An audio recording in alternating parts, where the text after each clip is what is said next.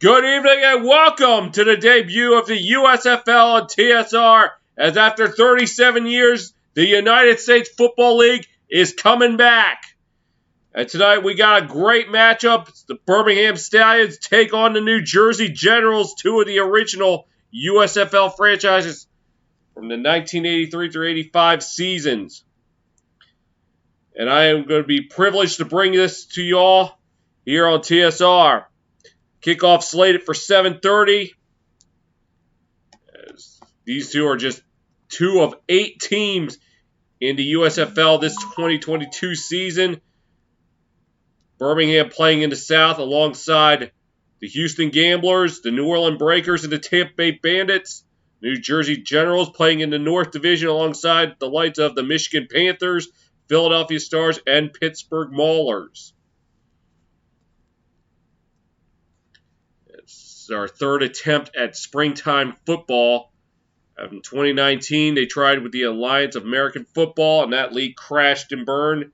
And then 2020, we tried another experiment with the XFL 2.0, but unfortunately, COVID caused that to shut down operations, and they're trying to make a comeback in 2023. As 5 of the 8 franchises from the XFL in 2020 slated to return, but it's announced that 3 of them will not. It's the Guardians, Vipers, and Roughnecks, which is hard to believe considering they were 5-0, are not scheduled to return. Instead, they're going to be putting franchises in San Antonio, Las Vegas, and Orlando. For the 2022 season, they're going to be playing all games in Birmingham, Alabama, at both Protective Stadium and Legion Field, before they move out, the 2023 move out to their cities. So let me.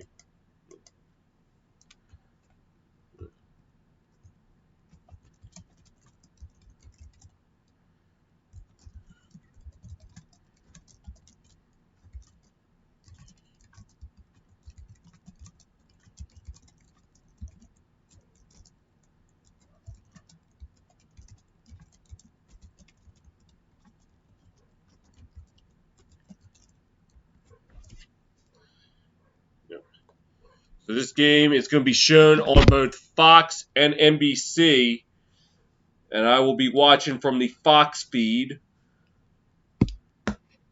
It's the first pro football game to be simulcast on 2 different networks since Super Bowl I.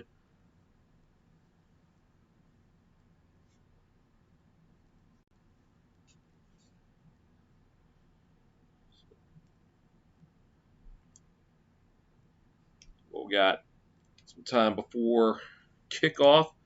Let's go over some of the rules of the USFL.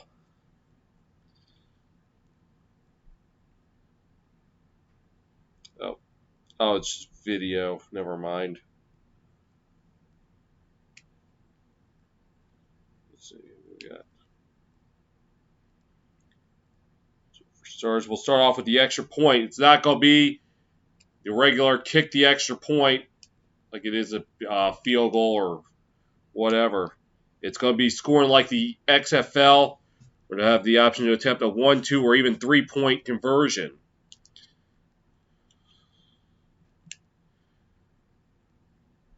Oh, hold on here. Not quite. 1 point is just the regular NFL extra point kick, so I was wrong about that. 2 points is basic 2-point try from the 2-yard line. Now the 3-point conversion is a scrimmage play from the 10-yard line. So if you're feeling daring and want to go for 3, that's where you got to go from. So team trailing by 9 points can still tie it up with a touchdown. So now games where there were usually 2 or 3 possessions now could be a 1-possession game. 1 or 2 possession game.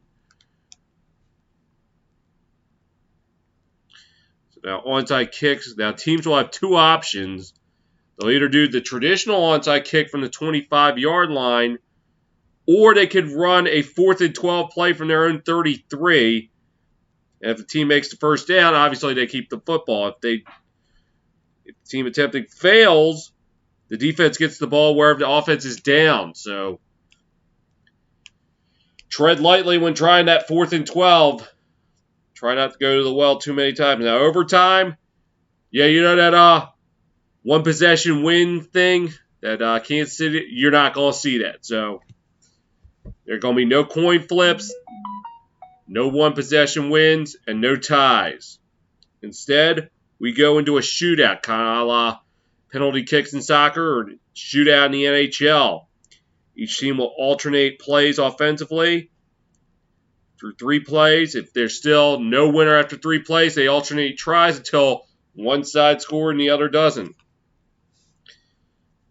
I like that 2-point conversion rule, or that overtime rule, much better than any of the NFL overtime rules that were even proposed this year.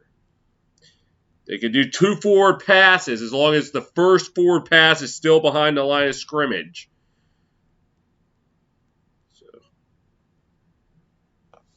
instant replay. Each coach will be allowed 1 replay challenge. A replay command at Fox Sports Control Center in Los Angeles will make all replay decisions, meaning that 1 replay crew will make all the decisions. This will ensure accurate, consistent, and faster rulings. And the replay command will have the authority to overrule incorrect personal foul calls, including roughing the passer, hits on a defensive player, face mask, horse collars, and more. Replay command will also be responsible for determining whether the act of a pass interference is obviously intentional when it occurs 15 yards beyond the line of scrimmage. Which brings us to the next one, interference. The penalty of defense pass interference will mirror the NCAA rule with exceptions. Defensive pass interference will be a spot foul if it occurs less than 15 yards of the line of scrimmage, which is fair. But it is a 15-yard penalty if the spot of the foul is beyond 15 yards. The goal is to decrease the punitive nature of defensive pass interference penalty. Now, however, if the defender intentionally tackles the receiver or do anything to obstruct beyond that 15 yards, it will be a spot foul. So, kind of like that no call in the 2018 NFC Championship game. You know, if that was done beyond 15 yards, that's a spot foul. Now, offensive pass interference, if the pass does not cross the line of scrimmage, no penalty. This rule opens up the offense without undermining defense and forgoes punishment for infractions unrelated to the play. Now, finally, kickoffs. All kickoffs will be from the 25-yard line. There's no kicking member may line up any further back than 1 yard, while the receiving team must have a minimum of 8 players in the setup zone between the 35 and 45-yard lines. After the ball travels 20 yards, first touch must be by the receiving team. If an untouched kick becomes dead, the ball belongs to the team at the receiving team at that spot.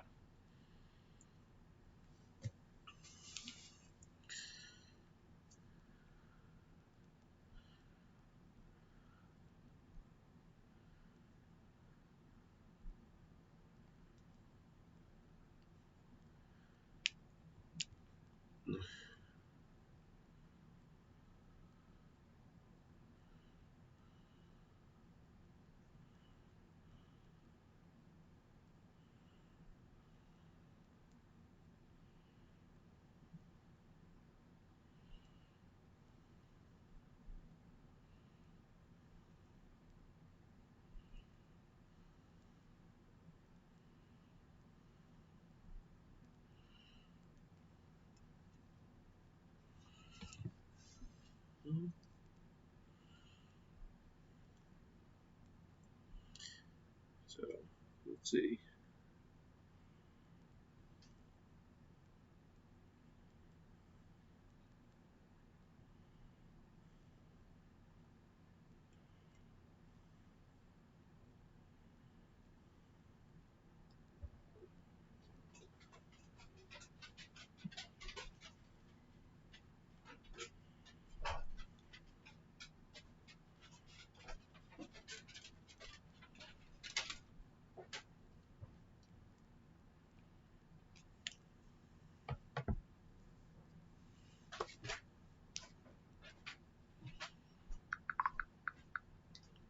We got a minute. Let's go over action going on on the diamond and on the ice. We'll start off on the diamond in the MLB. We'll go over first some finals this Saturday afternoon. In San Diego, the Braves defeat the Padres 5-2. Both teams going to 5-5 on the season. The Royals defeat the Tigers 3-1. Royals go to 3-5, dropping the Tigers to 4-5. Up in Beantown, the Red Sox defeat the Twins 4-0, getting back to 500.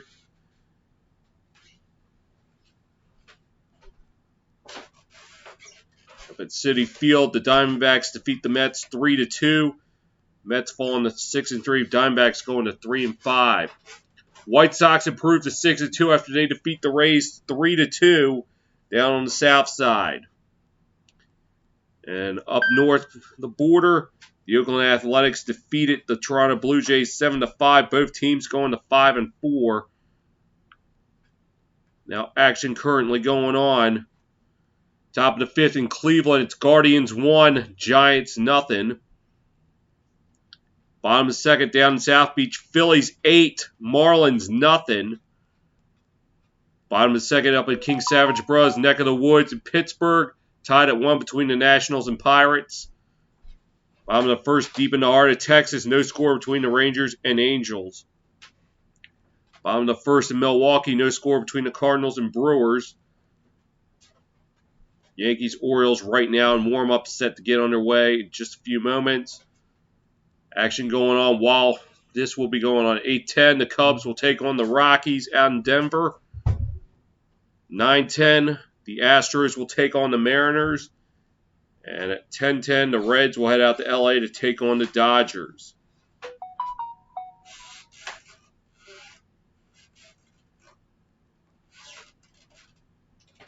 Oh, Colt Tucker singles in the bottom of the second, scoring Andrew Knapp, giving the Pirates a 2-1 lead. Now from the diamond to the ice. With the playoff race heating up in the NHL earlier today, the Red Wings and Rangers. Rangers shut out the Red Wings 4-0. Move into a tie for first in the Metro with the Hurricanes. Will be in action later on tonight in Denver against the Avalanche. Bruins defeat the Penguins 2-1. It was the Predators 4, Blackhawks 3. Predators move up 2 more points to get the first wild card spot.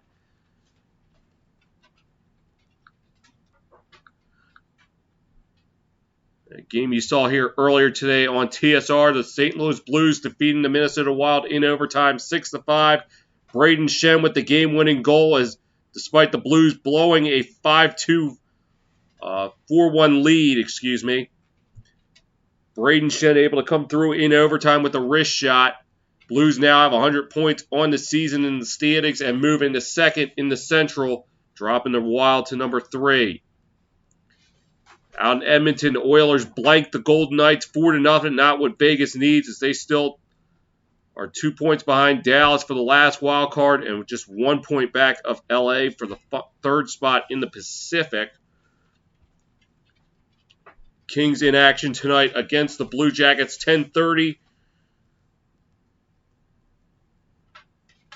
Action currently going on. About 4 minutes in Montreal. No score between the Capitals and Canadiens. In the first period out in Buffalo, it's Flyers 2, Sabres nothing. More than 4 minutes in Ottawa. No score between the Leafs and the Senators. About 3.5 into the first period in Tampa, it's Jets 1, Lightning nothing.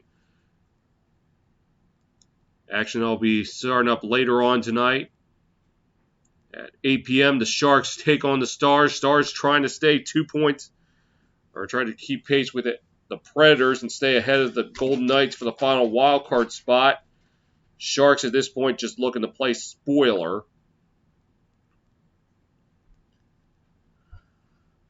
At 9 o'clock, the Hurricanes and Avalanche, as I mentioned before, Hurricanes trying to stay in first in the Metro. With the Rangers winning today, they're now tied. 10 o'clock, the Devils taking on the Kraken out in Seattle.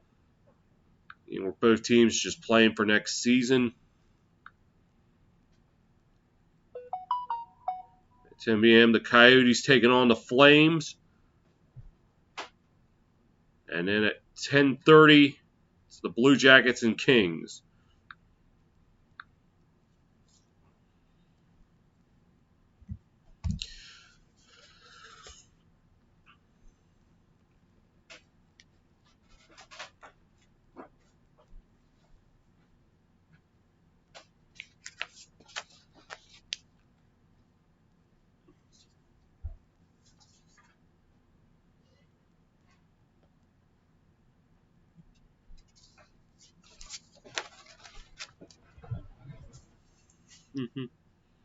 Starts at game starts at 7:30 actually, King Savage, bruh.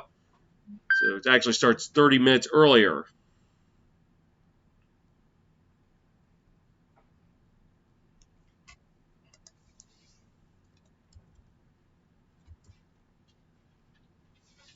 Of course, it says starts at 7:30, but as I've known, I've been burned by that, and it's actually ends up being later, so it could very well be 8 o'clock. As you see now, I got the new scoreboard for football.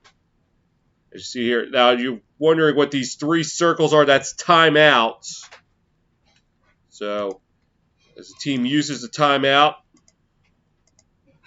I fill it in. Actually, let me see something, because if I fill them in now,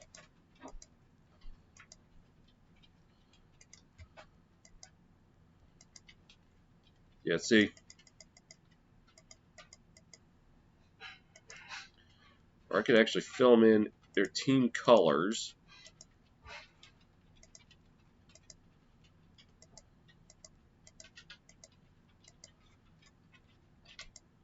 And you use as they go. So there you go. That's timeouts. And this is where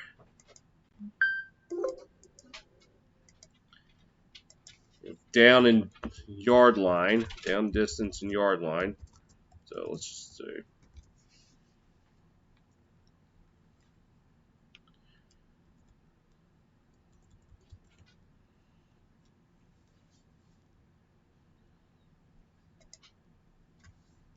Of course, you got the scoreboard. You got the team background colors.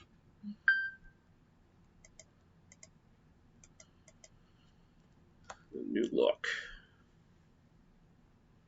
I kind of mimic NBC's scoreboard in a sense.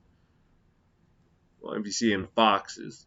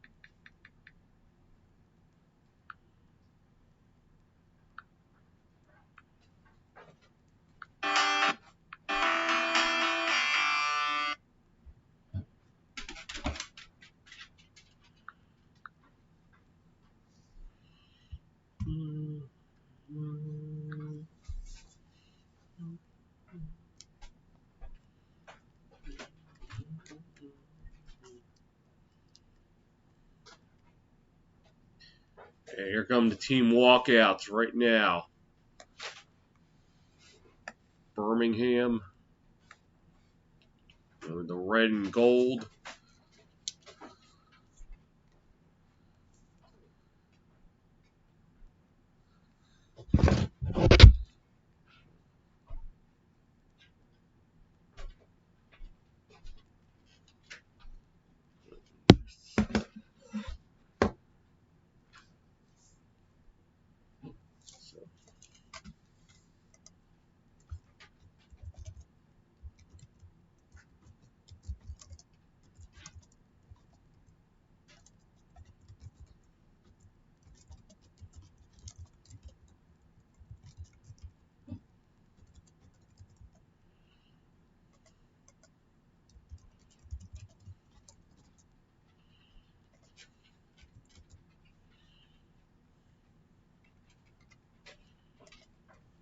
Friendly reminder to the people in the chat where they can find this game.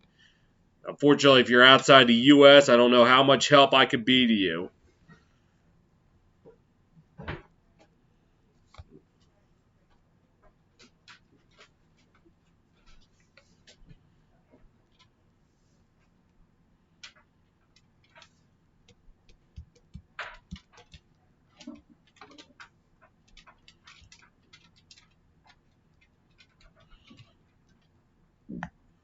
And here come the Birmingham Stallions.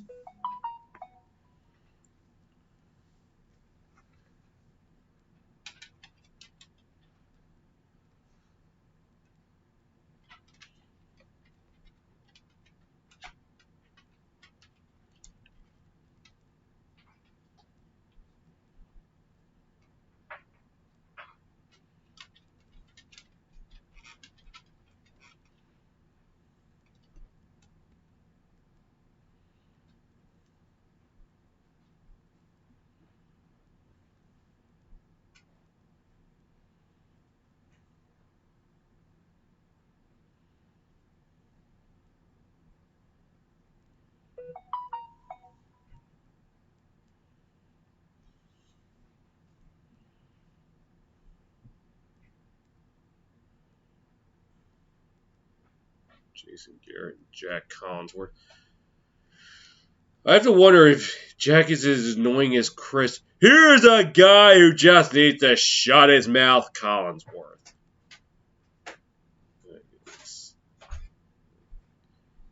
Jason Garrett. Yeah, I guess coaching just wasn't in the cards for you, Mr. 8-8.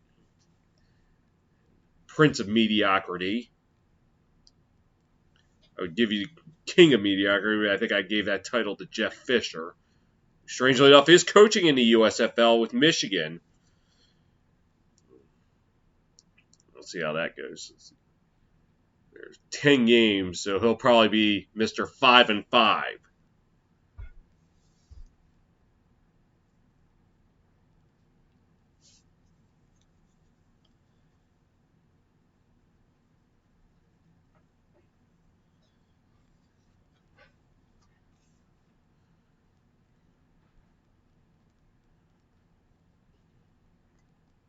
New Jersey Generals going in the white jerseys.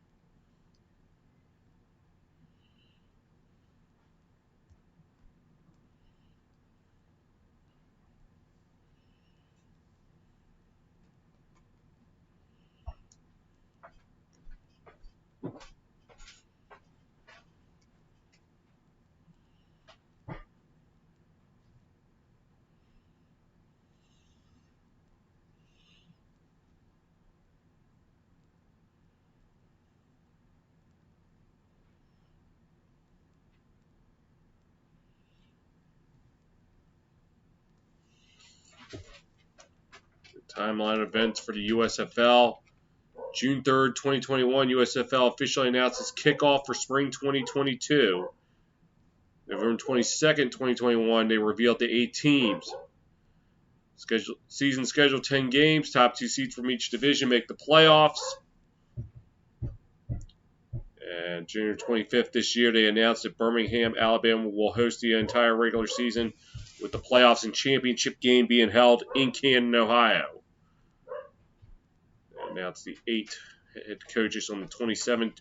Jeff Fisher being the most prestigious name of the bunch, Michigan. February 22nd, 23rd, the USFL draft is held. Shea Patterson was selected first overall by Michigan. 280 players were selected. Tonight, first scheduled simulcast on 2 different networks since Super Bowl I, when both CBS and NBC held rights to that game.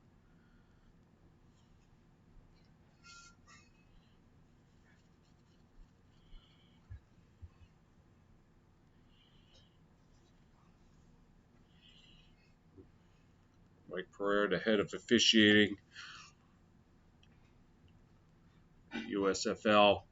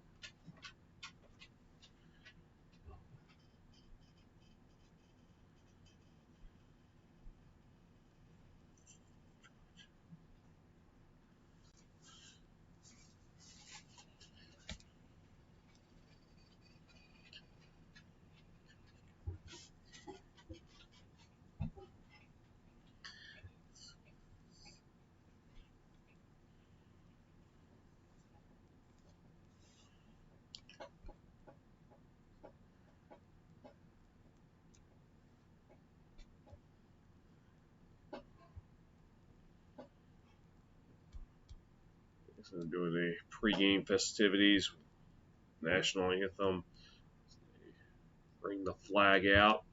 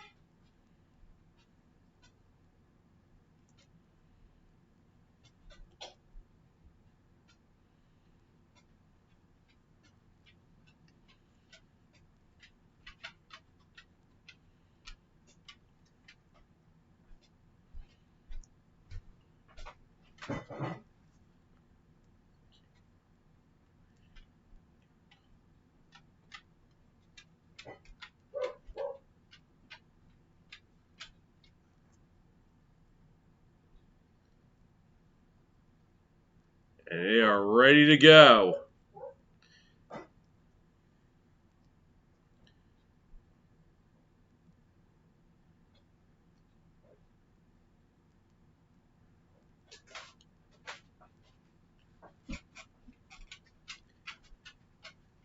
"37 years, the USFL returns when we come back from commercial break here on your home for the USFL.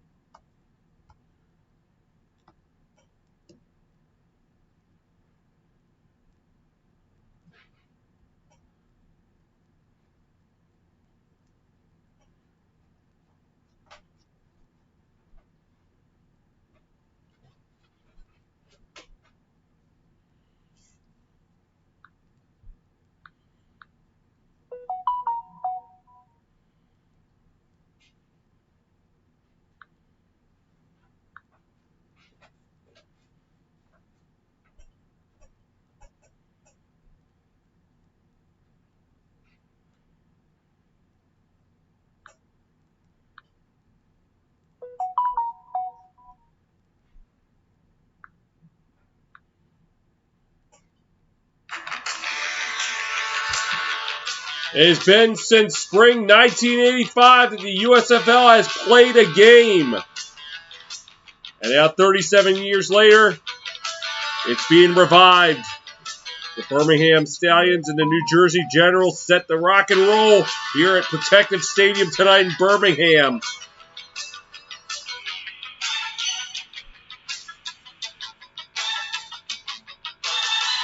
Coaching Birmingham, Skip Holtz, yes, the son of Lou Holtz, legendary college football coach. And certainly no stranger to the game. He has coached 22 seasons of college ball at UConn, East Carolina, South Florida, and Louisiana Tech. On the other side, Mike Riley has 3 seasons of NFL experience. And he was the coach of the Chargers between 1999 and 2001.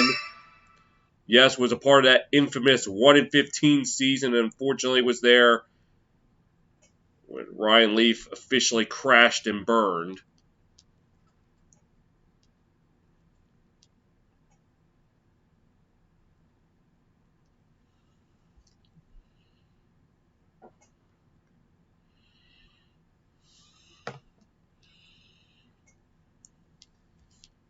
Well, how did things go first time around the USFL for these teams? Birmingham Stallions won the division championship in 1984 and 85. In 1984, lost in the semifinal to the Philadelphia Stars. And in 85, lost the semifinal to the Baltimore Stars. So made the playoffs 2 of the 3 years, went 38-20.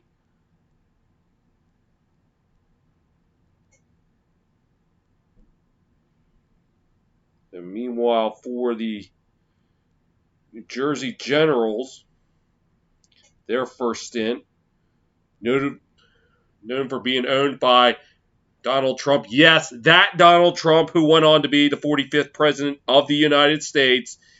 Before he did that, and before he was telling people, you're fired every Thursday night on NBC, he owned the New Jersey Generals of the USFL. And came up empty-handed, all of them, in championship, made just 2 playoff appearances, 84-85 as the wild card, losing both of them to the Stars. And we're getting set to rock and roll here in Birmingham, as Brandon Aubrey will be set to kick it off for the Stallions.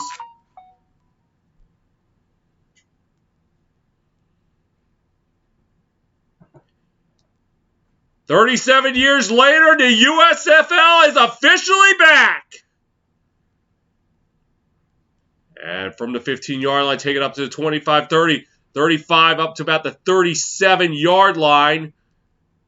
And that was number 3. That is Tay Hayes. And we'll get our first look at, 3. Oh, that's Trey Williams. Excuse me, I looked at the wrong sheet.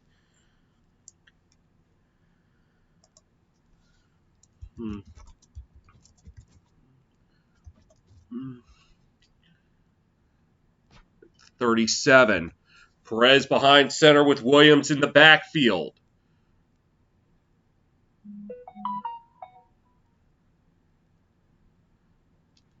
And play action. Drops back. Looking. Fires the heave. Is caught! And number 81 is Randy Satterfield. And what a way to make their debut. Sorry, it's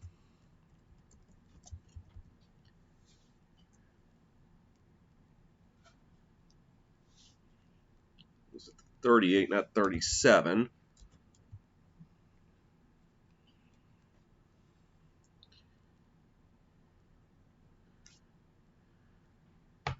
And all the way to the Birmingham 14. Perez is in the shotgun. I'll make that DeAndre Johnson. Keeps it. Gets it up to about the 7-yard line.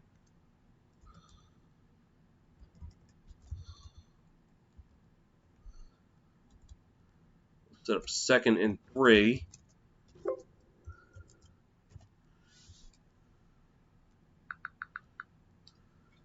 They call it 2nd and 4.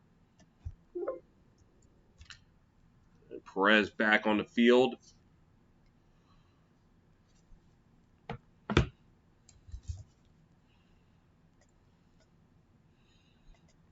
And he's behind center. And handoff.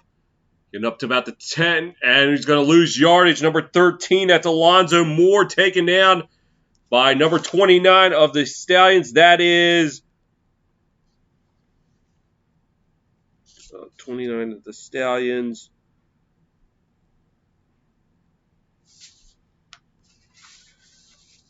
I'm trying to look. I didn't catch. Brian Allen.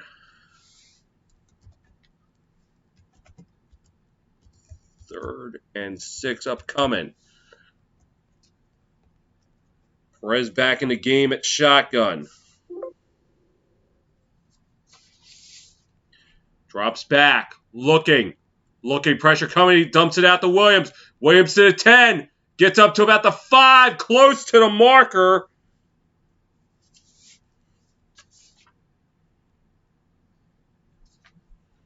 And we'll see where they put it.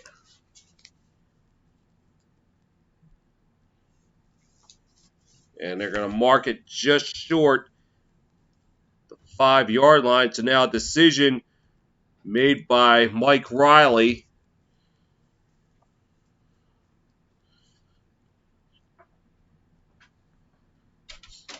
And they're going to go for it. Perez behind center. Let's see what they do. Hand off to Williams. He's got a first down up to about the 3-yard line.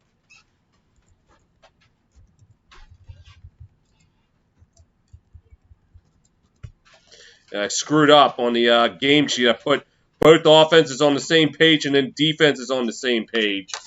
So I kind of messed that one up. But you know what? We'll learn as we go along. Perez is behind center.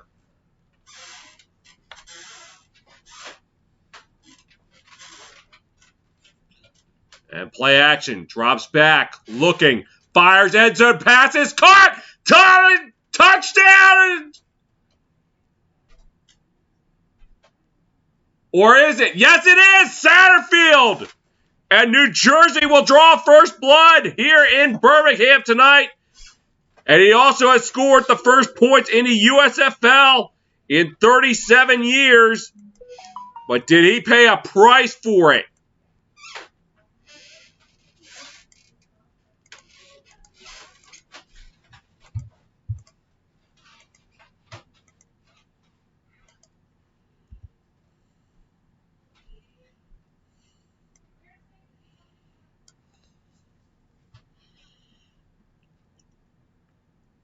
Well, let's take a look. First, see if he got it.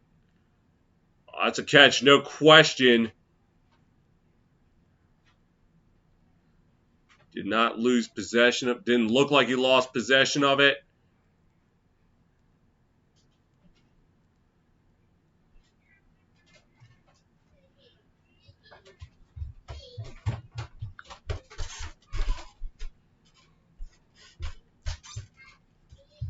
Yeah, it looks like they're just going to send out the kicker, Nick Rose, for the extra point.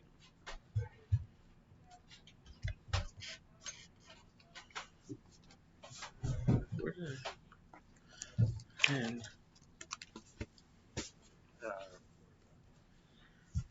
oh, here we go.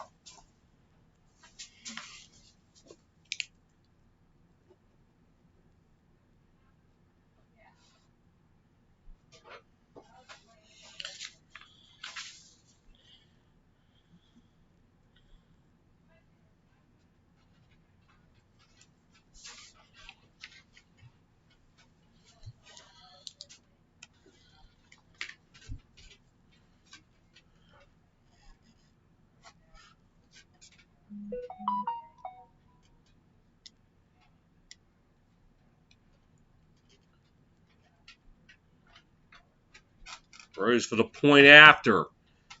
And snap. Kick. Up. And got it.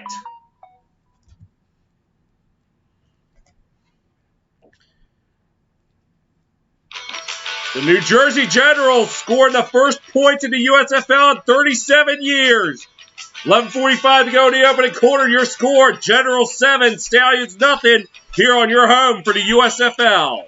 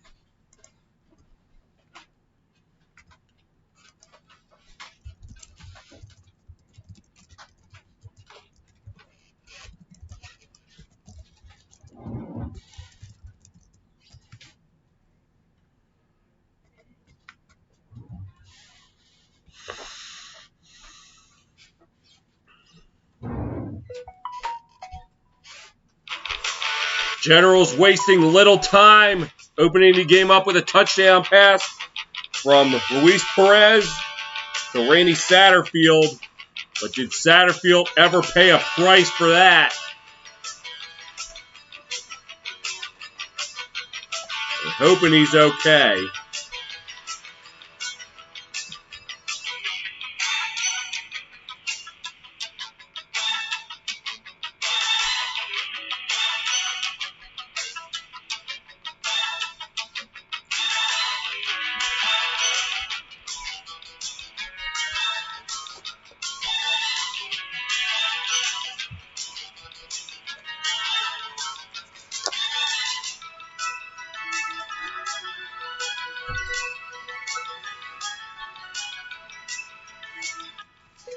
Rose will be set to kick it off.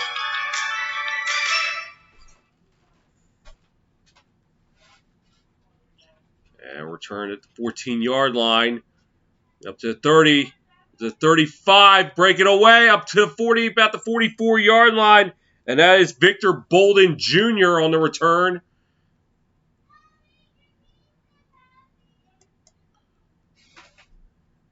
And Birmingham will have the ball, 1st and 10.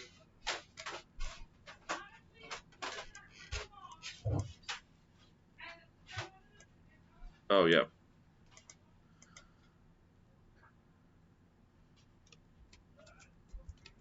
Oh, sorry. Alex McGough at quarterback. And handoff, no, keep it himself, getting up to about the 50-yard line. A flag comes in, so our first flag of the USFL.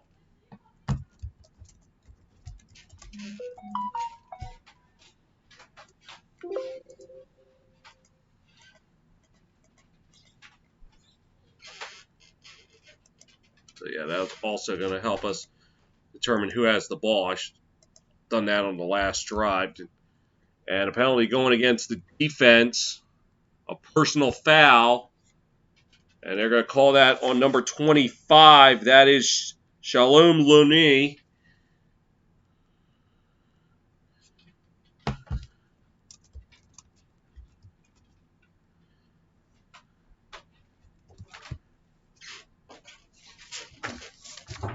The Replay center.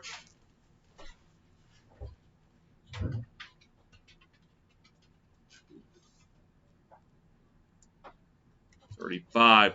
Going to shotgun. Looking. Fires the heave! It's caught! Touchdown, Stallions! Osiris Mitchell on the catch and them. And the Stallions respond in a hurry. Oh my goodness!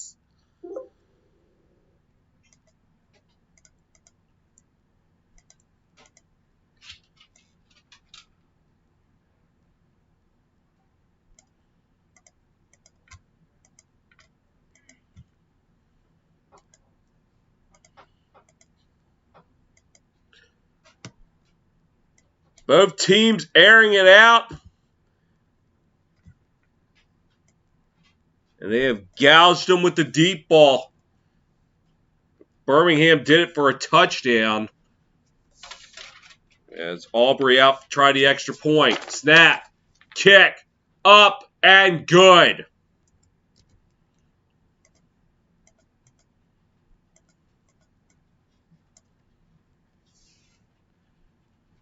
Birmingham wastes little time responding. We got 11:09 to go in the opening quarter. We're tied at 7 here on your home for the USFL.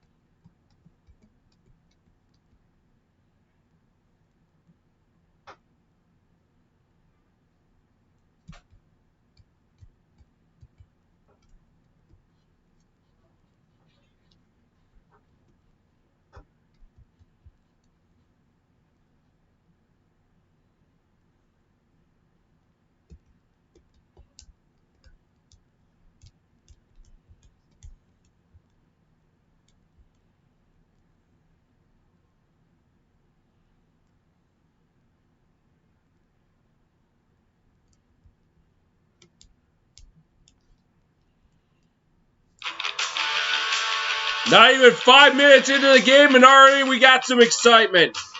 New Jersey opening the scoring with a touchdown pass from Perez to Satterfield. Birmingham responding with Mago going to Mitchell.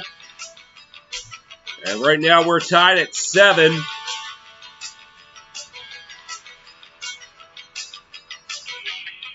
It'll be Brandon Aubrey set to kick it off again to Trey Williams.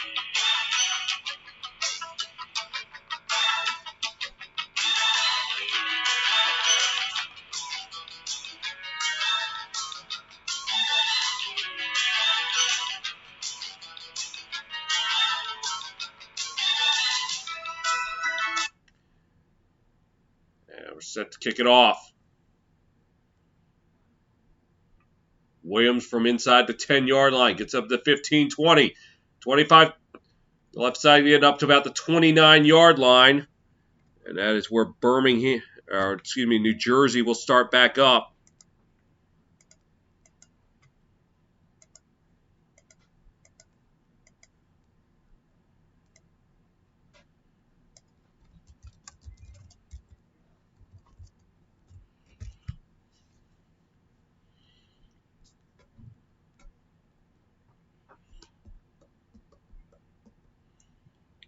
Luis Perez in the shotgun.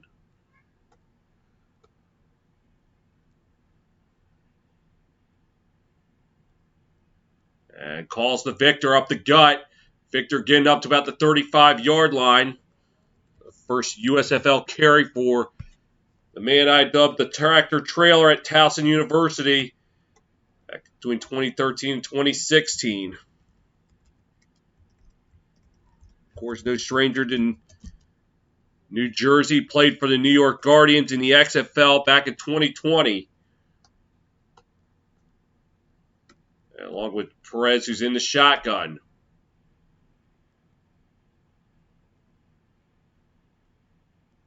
Drops back. Passes. Caught right around the 38. No, it's not. I thought it was originally. It was Jamon Moore who had it, but he could not haul it in. Set up 3rd and 4.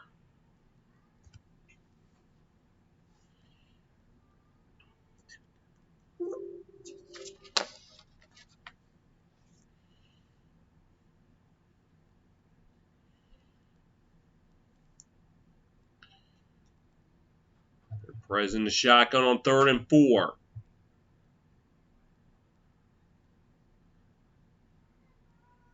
Drops back. Looking. Fires. Passes. Incomplete. Even if it was caught, it was short of the first down. Tried for more. And Generals go 3 and out.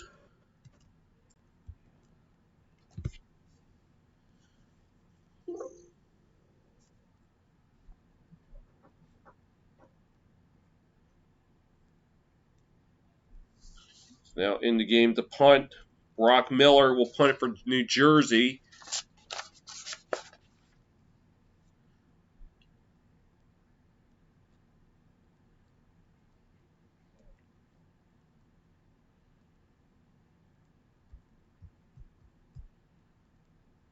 And kicks away.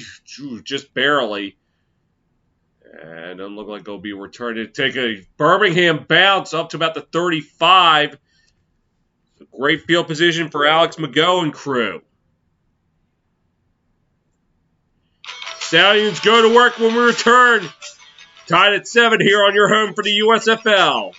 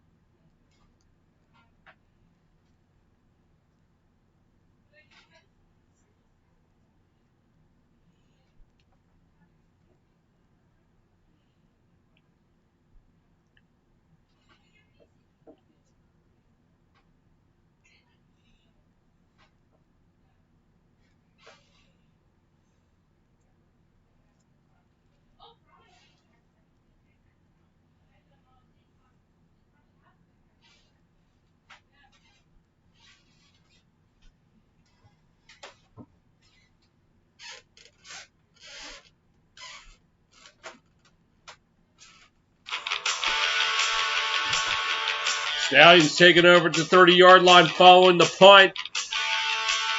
And we'll see what Alex Mago and crew have in store for us. They got a touchdown on the last drive at Birmingham, Alabama. This is 53 Iron Bowl meetings between Alabama and Auburn first in 1893.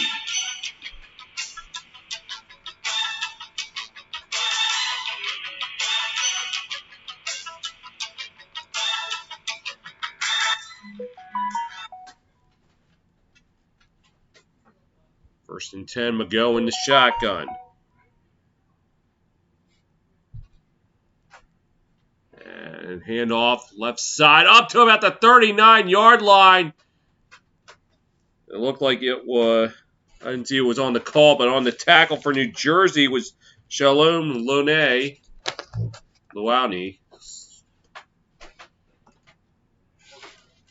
It was C.J. Marable on the carry.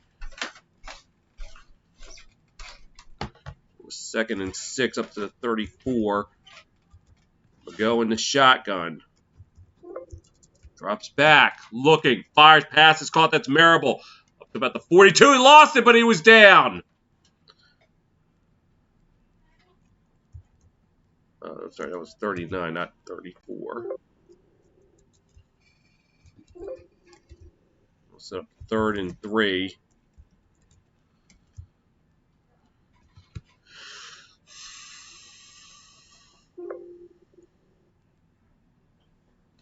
Try 3rd and 2.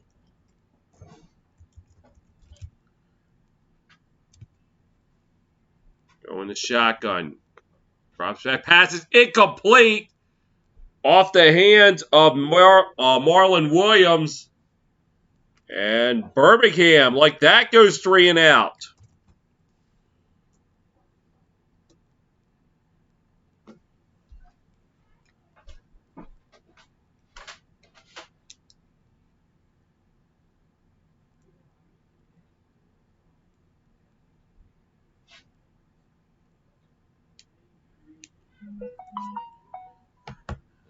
Birmingham punts it away. We'll go to the sideline.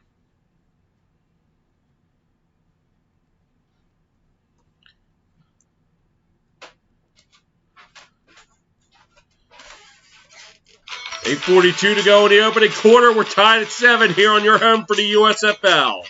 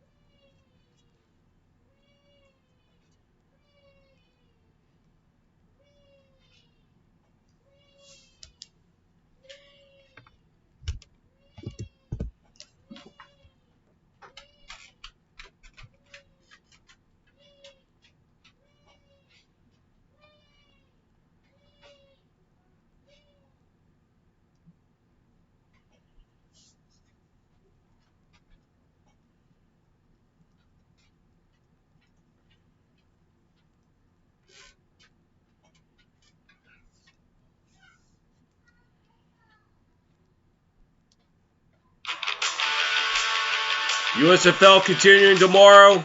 Houston Gamblers, Michigan Panthers on NBC at noon. 4 o'clock on USA. The Philadelphia Stars taking on the New Orleans Breakers. And then at 8 o'clock on FS1, the Tampa Bay Bandits and Pittsburgh Maulers will go at it, completing opening weekend of the USFL. As DeAndre Johnson now in at QB.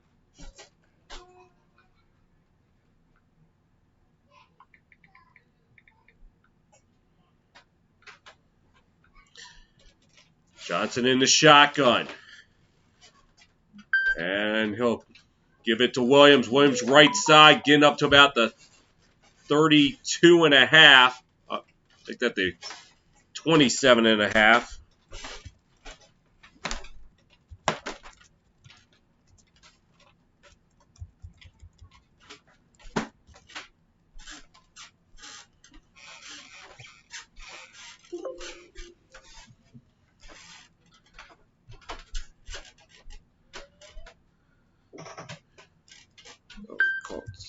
Second and 5 upcoming. Johnson in the shotgun. I'll make that Perez in the shotgun. Calls to Williams, right side, close to the mark. He's going to be just short, which will set up 3rd and 1.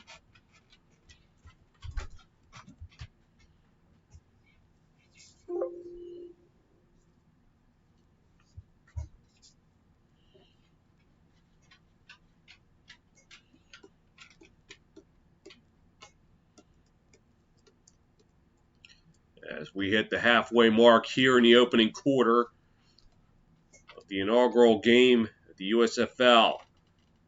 Perez behind center.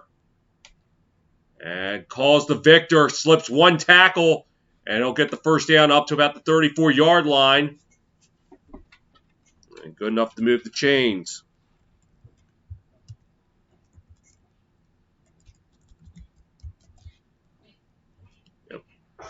Breaking tackles, something that Darius Victor knows how to do well.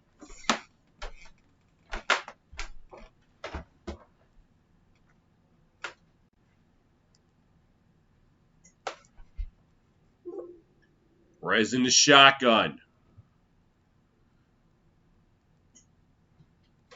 And play action under pressure. He's going to go down. Number 47 of Birmingham, that's DeMarquis Gates. And he has the first sack of the USFL.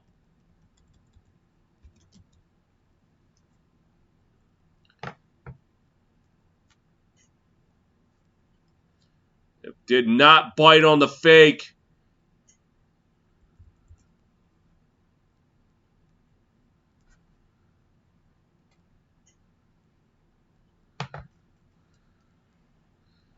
Ended up being a loss of 7. It'll be 2nd and 17. Perez in the shotgun. Drops back, fires pass too high. Was trying for number 88, Woody Brandom. That's going to set up 3rd down.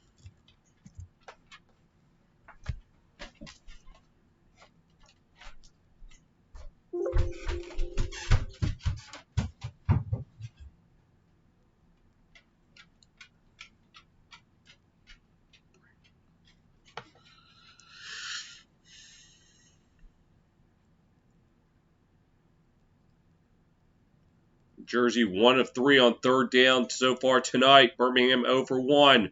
Perez in the shotgun. Drops back. Looking. Fires passes. Caught. That's Williams. Williams up to the 30. Gets up to about the 35. Well short of the first down.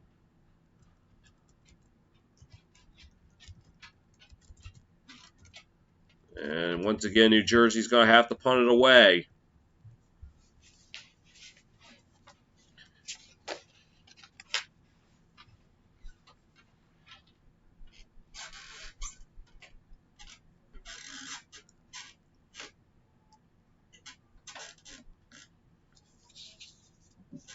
Brock Miller set to punt it.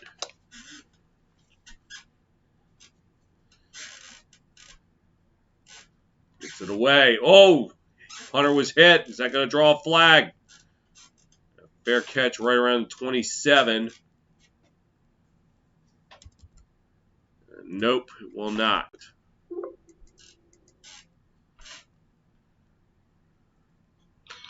5:04 to go in the opening quarter. We're still tied at 7 here on your home for the USFL.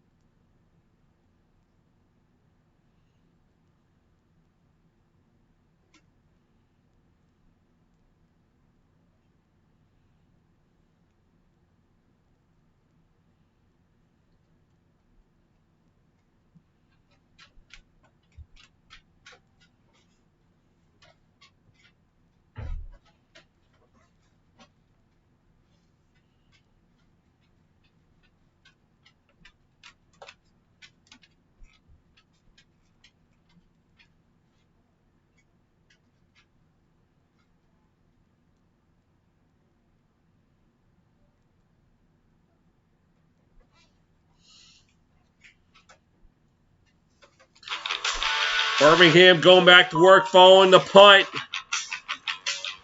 Both teams scoring on their opening drive. Nothing since.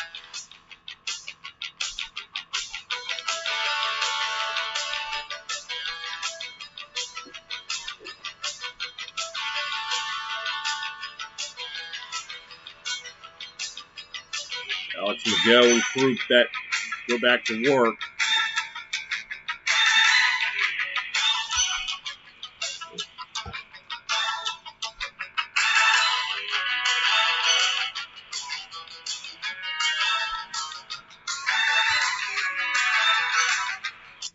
McGill in the shotgun.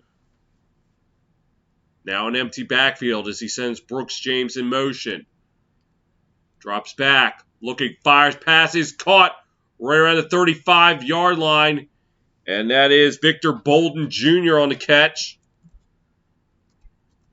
Getting a gain of 8 on the play.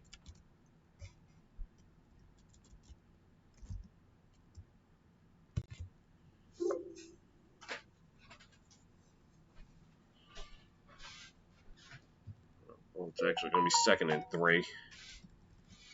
The good balls to Brooks James. Tony Brooks James gets the first down up to about the 38-yard line.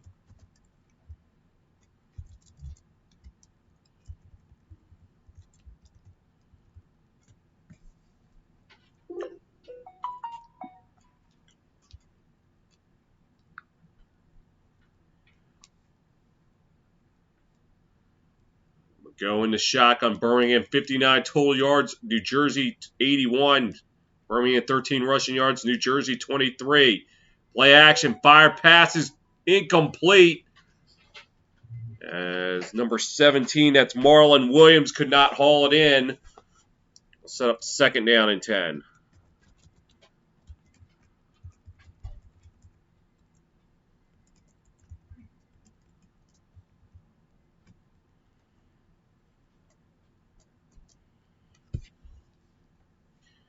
We'll go in the shotgun.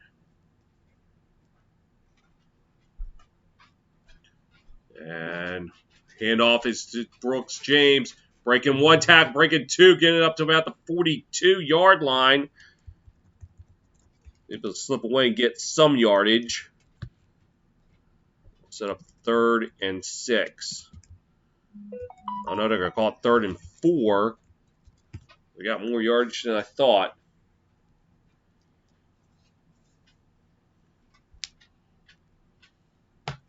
We go in the shotgun.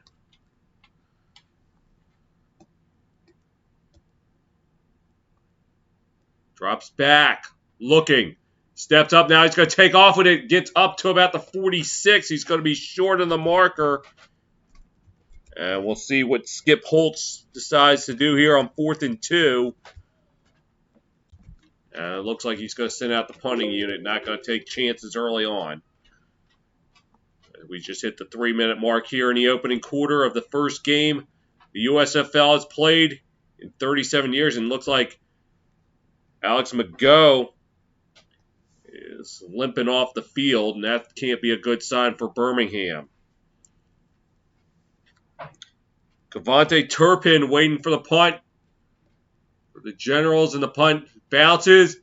And the Stallions are going to down it right at the 9-yard line. So a great punt there by Colby Wadman. And that's where Luis Perez and crew will take over.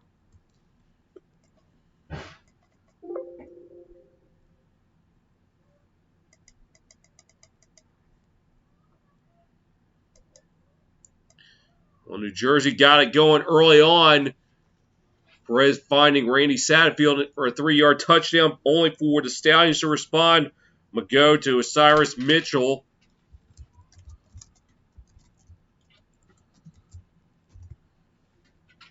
And Perez is in the shotgun.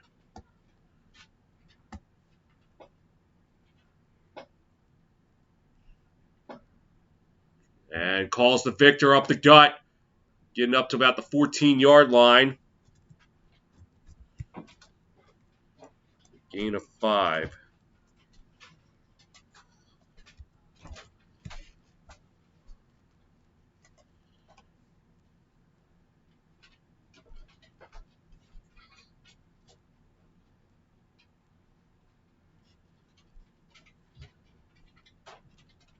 Second and 5. Perez in the shotgun.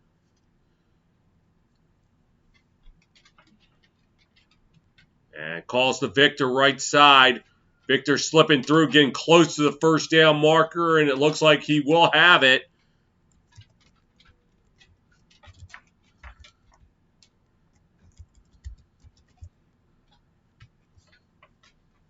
We're now under 100 seconds to go in the opening quarter. Look from the helmet of Darius Victor. Oh no, they actually called it just short, so it'd actually be 3rd and 1. Perez behind center. And handoff, that is Turpin, and Turpin will have the first down up around the 19-yard line.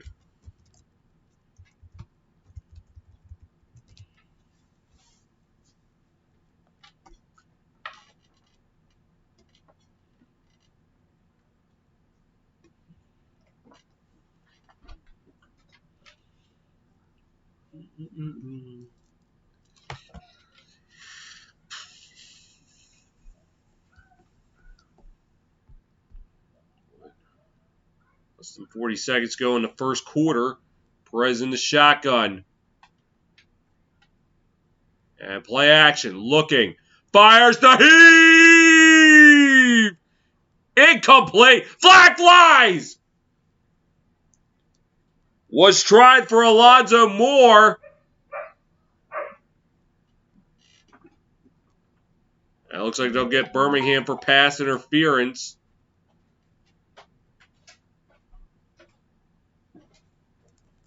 Now the question was that enough to draw a spot foul? He was grabbing the shoulder pad.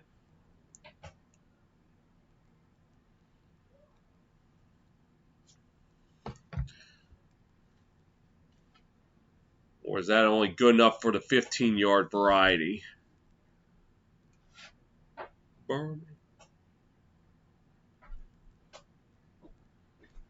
Oh, only good enough for the 15-yard variety. It's now up to 35.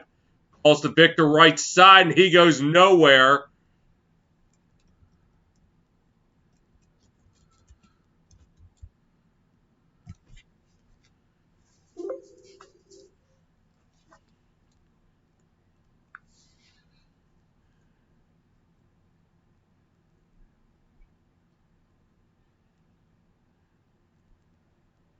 And with that, we've hit the end of the first quarter. The USFL is back.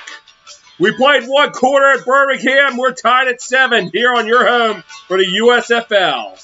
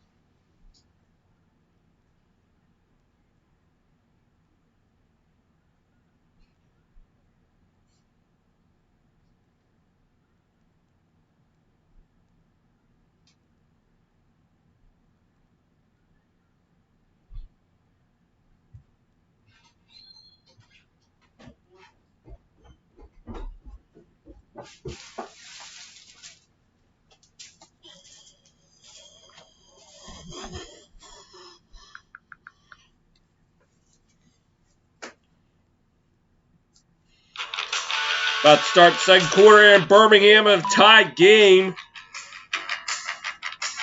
It's 7-all.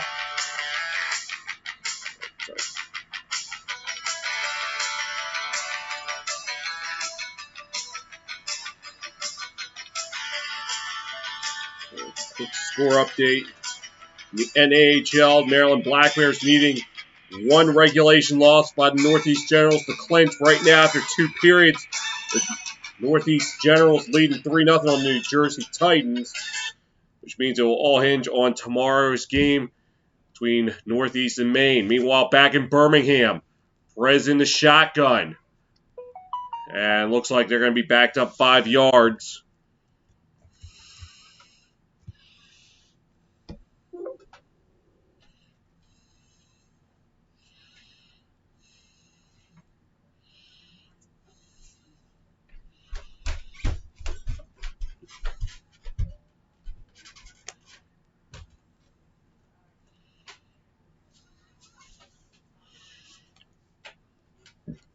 We'll try it again. 2nd and 15 from the 30. Perez in the shotgun.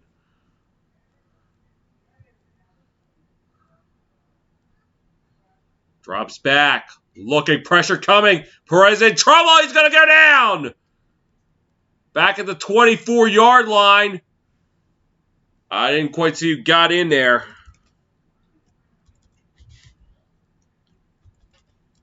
We'll see who gets the sack.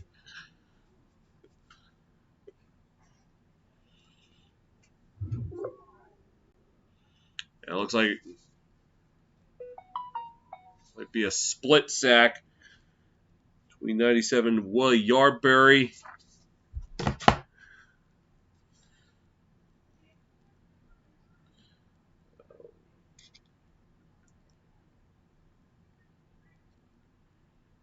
And Perez drops back. Under pressure, has to throw it away. There was nobody in the area. Could this be grounding? Nope, they're going to let it ride. It's actually 25. Now it's going to be 4th and 20. And New Jersey unable to do anything again. Oh, and it is going to be indeed intentional grounding, so they're going to call a spot foul.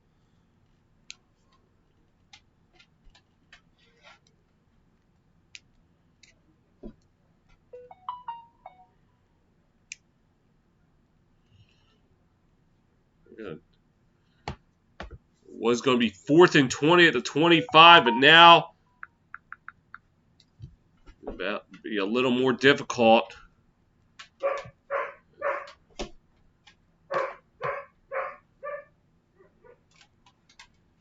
Miller punts it away.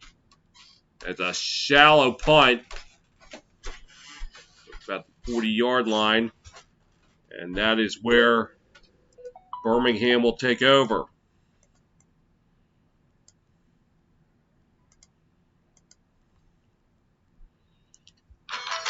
Let's step aside. Under 14 minutes to go in the half. We're still tied at 7 here on your home for the USFL.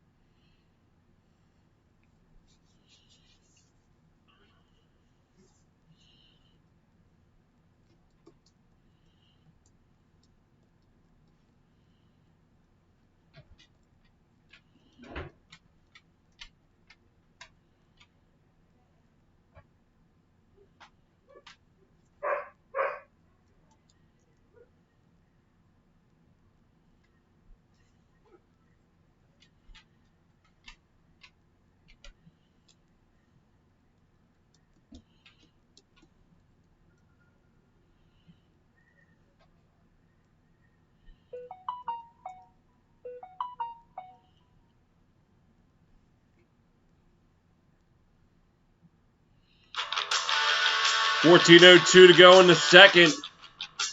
Birmingham going back to work following the punt. We're at the 42, not 40.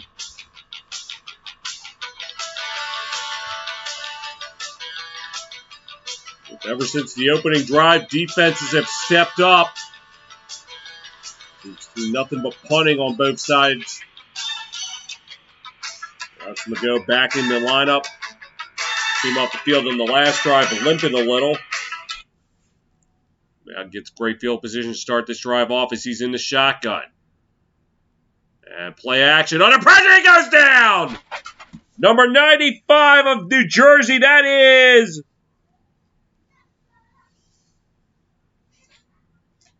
I don't even know who he is. I don't have his name on the roster.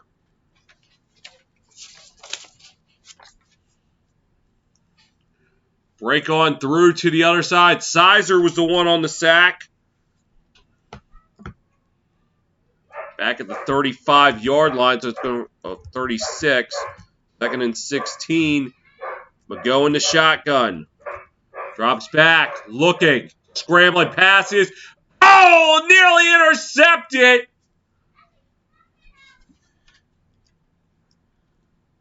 As Mike Bell almost came away with a pick. Instead, it'll be 3rd and 16. Could have been the first big play by a defense in the USFL.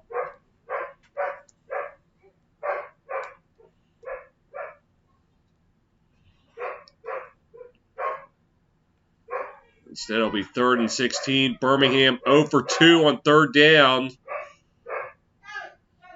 And we go into shotgun. Play action. Looking. Fires. Passes. Intercepted! 40, 45, 50.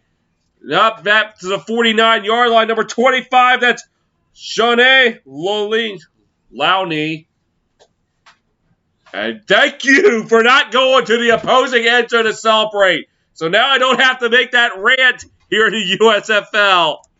Oh, my goodness. So after nearly intercepting it on the last play, this time, it looked like he threw it right to him.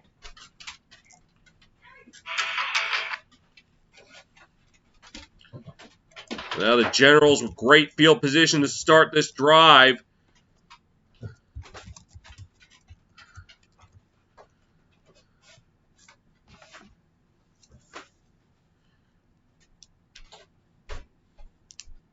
Looks like it is Johnson in the shotgun.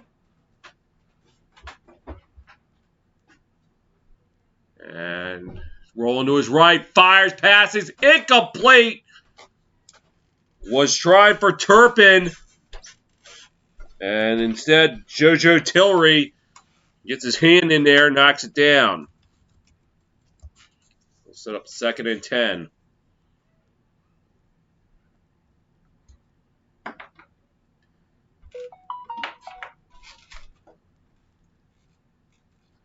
Tillery 6'2", 210 pounds. Big for a defensive back, I'd say. Johnson in the shotgun. Drops back. Fires it out there to Williams on the screen. Gets up past midfield, 45-40. 35 up to about the 33 of Birmingham. That's going to be good enough for a 1st down.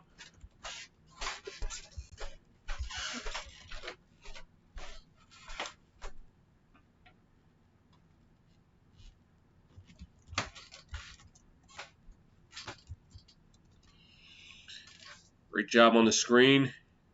An even better job by Williams maneuvering around.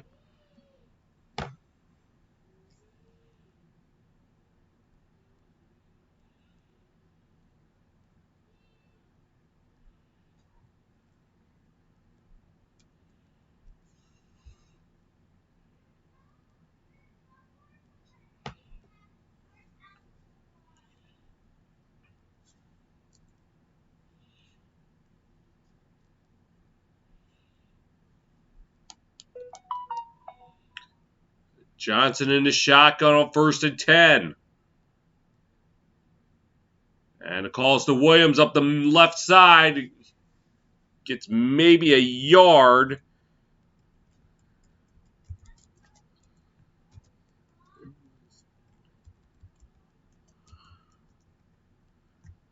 Oops. Try to scooch the mouse over and type it in a bunch of zeros.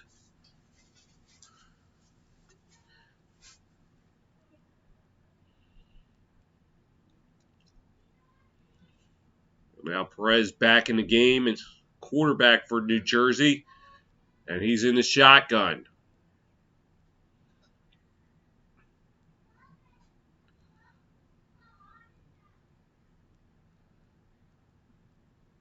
Drops back. Fires, passes, caught. Slipping through past the 20 to about the 15-yard line.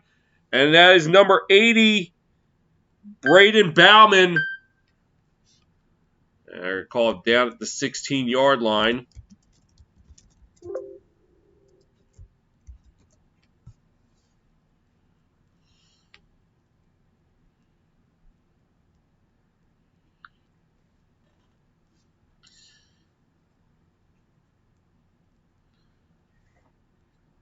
Perez in the shotgun on 1st and 10 inside the red zone.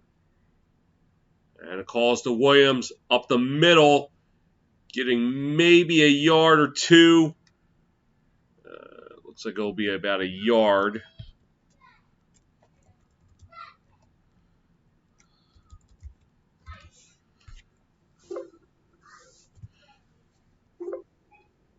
Closing in on the 10-minute mark here in the first half.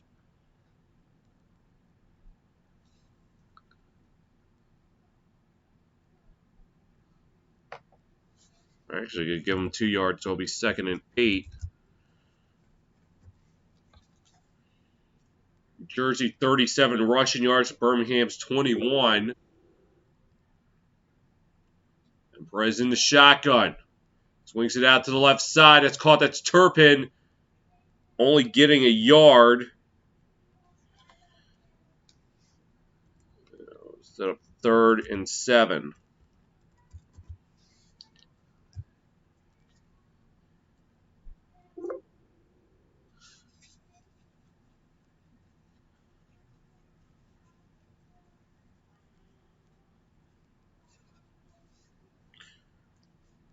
Third and 7 upcoming.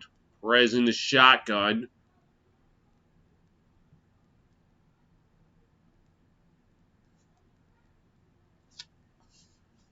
And drops back. Looking. Pressure coming. He steps up. Rolling to his right. Fires. End zone passes. Caught! Touchdown, Bowman! And New Jersey retakes the lead. Oh, my goodness.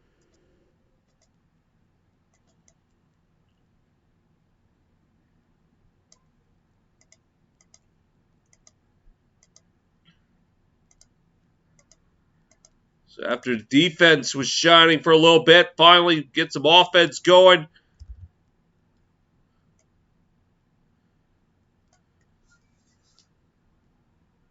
Oh, they might have gotten away with a holding call.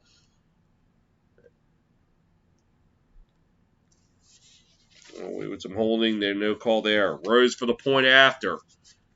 Snap, kick, up, and got it.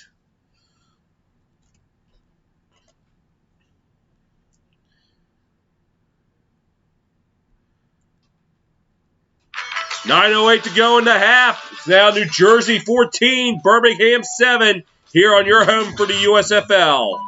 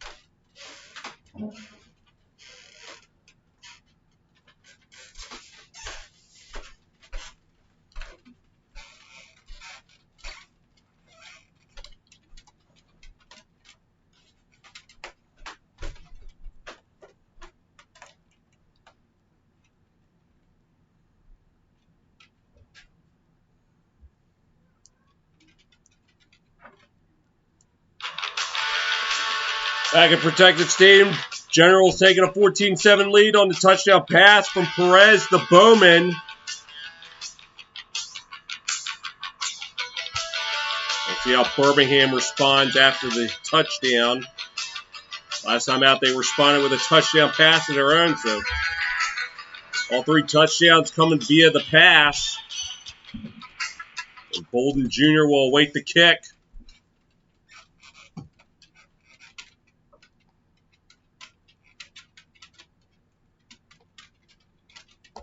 And Bolden from the 16. He's out to the 30, 35, tripped up around the 36-yard line.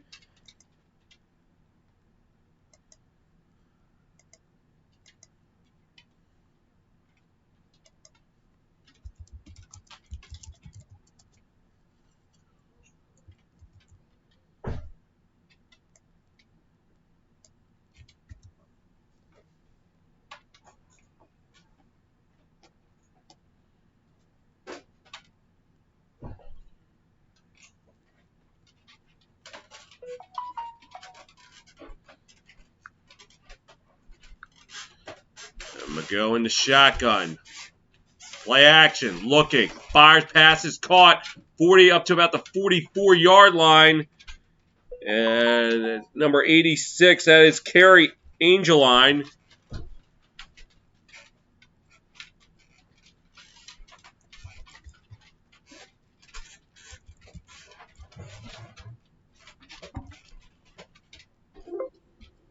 Perez so far 7 of 11, 99 yards and 2 touchdowns. Not too bad.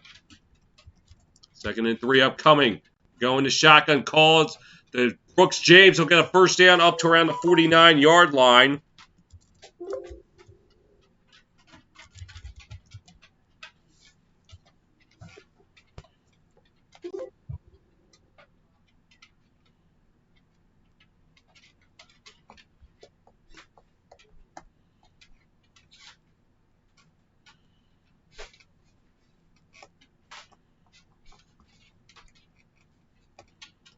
Go 4 of 8 for 53 yards. Does have a touchdown, but an interception as well. He's in the shotgun. Play action. Looking. He lost it. And a ball for grabs. Looked like Birmingham fell right back on it. Might have been the first bizarro play in the USFL. That ball just slipped right out of the hands of Mago. And extremely fortunate that one of his guys fell back on it. Like it was a loss of 3, and it was a loss of 3, setting up 2nd and 13.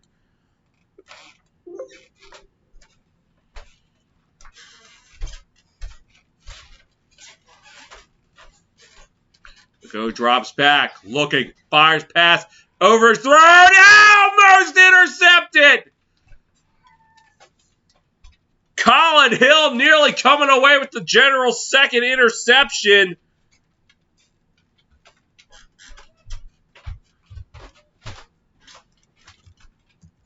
And Mago flirting with disaster here in the first half. Twice nearly intercepted, once actually intercepted. Led to the touchdown just moments ago. 7 minutes ago here in the 2nd quarter.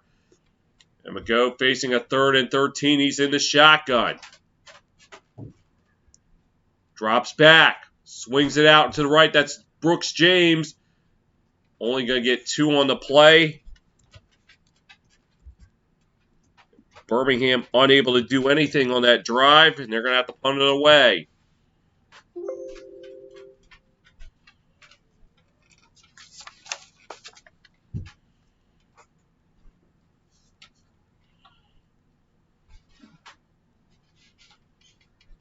Turpin will wait at his own 14. A punt by Wadman. And kicks away. Return from the 12. Breaks tackle. Gets up to 20. 25. Oh! Took a shot at the 26. And that's where the Generals will start.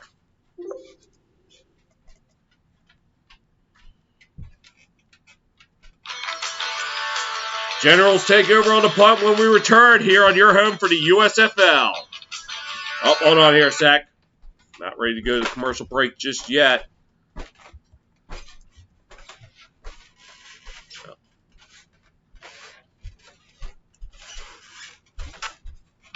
All right, now we are. 6:13 to go in the first half. It's Generals 14, Stallions 7 here on your home for the USFL.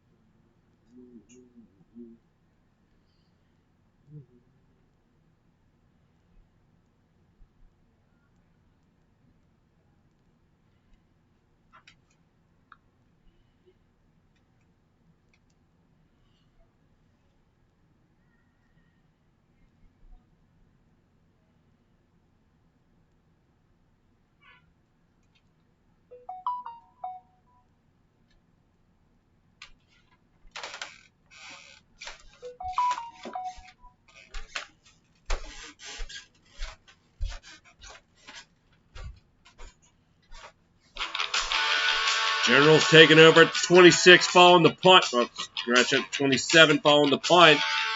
We can see if they can build off that last drive where they found the end zone. Perez in the shotgun here on 1st and 10.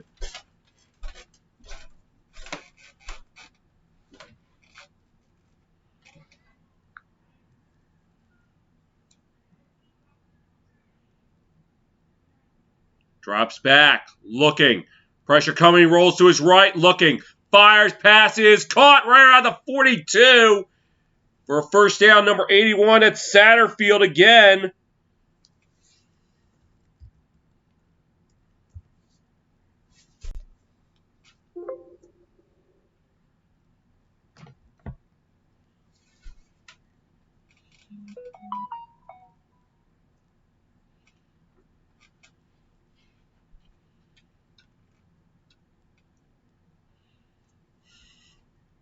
Oh, no, scratch it. It was 38, not 41. I'm sorry.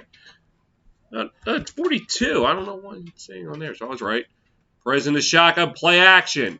Fires, passes. Caught by Satterfield inside the 30 to about the 26. And that's going to move the chains. The Birmingham starting to, New Jersey starting to gouge Birmingham with the air game. Great play action. Just a beautiful touch pass. Let's take a look. Oh, yeah, that's a catch. Even with a defender on him, he still made it.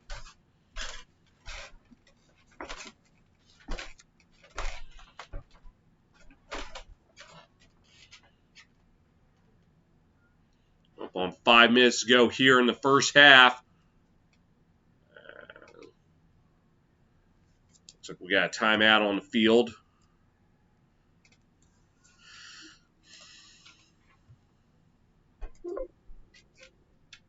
And it's the Generals who take their first time out.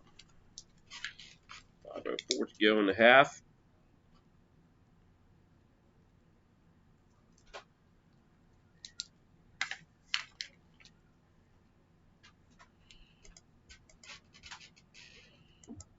Monday Night Raw, Mondays on USA, and WW SmackDown Fridays on Fox.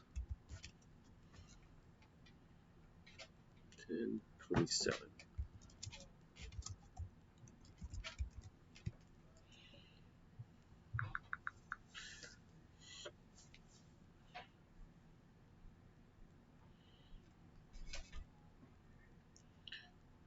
Perez behind center. Play action. Looking. Steps up. Rolling to his right. Looking. There he lost the ball! And Birmingham will recover it! Ball recovered by number 36. That's Nate Holley. And Birmingham's defense stepping up to make a play now. The fumble was forced by number 55. It's Jonathan Newsom. Taking another look. Went to the play action. Said step up. Looked like he was going to get away. Scratch that. Was not Newsom. It was number 33. That's Scooby Wright. And Scooby-Dooby-Doo, I guess.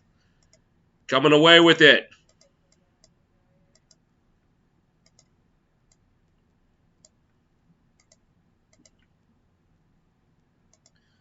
So let's see if Birmingham can cash in on the turnover. New Jersey cashed in on their turnover. But go back, almost intercepted. And again, Alex Mago.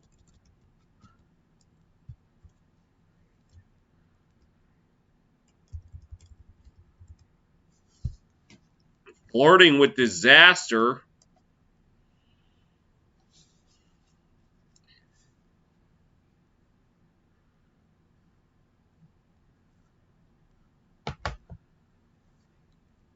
Second and 10. Now Jamar Smith enters the game. And the handoff's to Marable, gets about maybe 3 yards on the play. We'll set up 3rd and 7.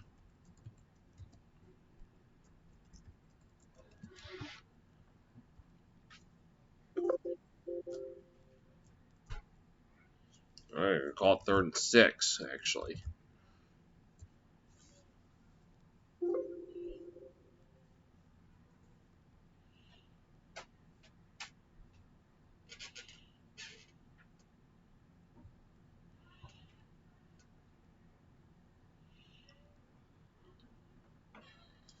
Smith in the shotgun, drops back, fires, pass, incomplete.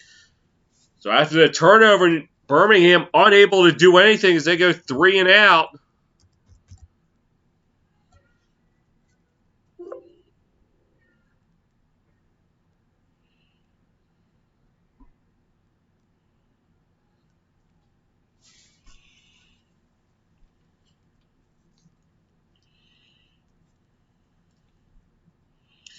And Wildman set to punt it away. Turpin will wait for the kick. And catch it right around the 24. And that's where New Jersey will go to work.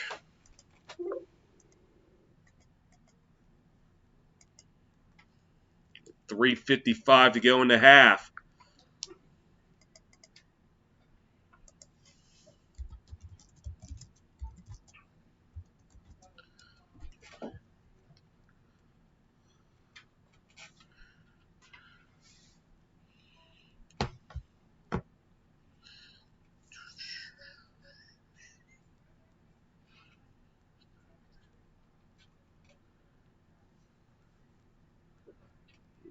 DeAndre Johnson now in the shotgun playing quarterback. It drops back. Now he's going to take off with it left side. Getting up to around the 25, 30, up to around the 35, and look out. And they're going to mark it at the 34, so he's going to be just a little bit short of the first.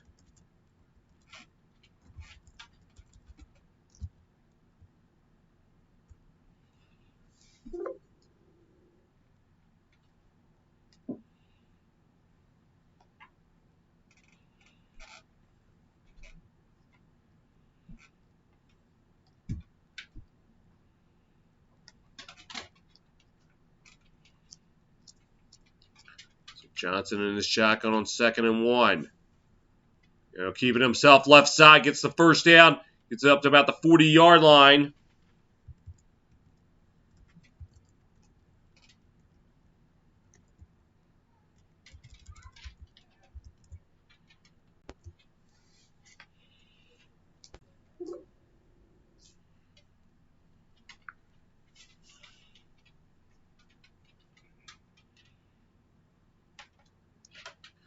Jersey 52 rushing yards, Birmingham 26.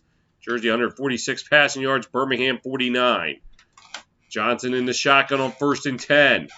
And a high snap, gets away. Johnson able to pick it up, and he's going to be taken down at the 31-yard line. Number 36, that's Holly on the sack. Will end up being a loss of 14 after the bad snap. Just a little too high, and he couldn't handle it. Great job picking it up, trying to make a play. I'm sorry, it's up to about the 31, so it was a loss of 9.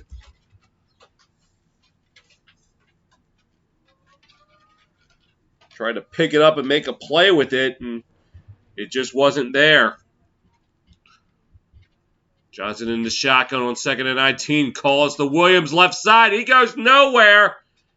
Taken down around the 28-yard line. As that is number 91, Chauncey Haney on the stop.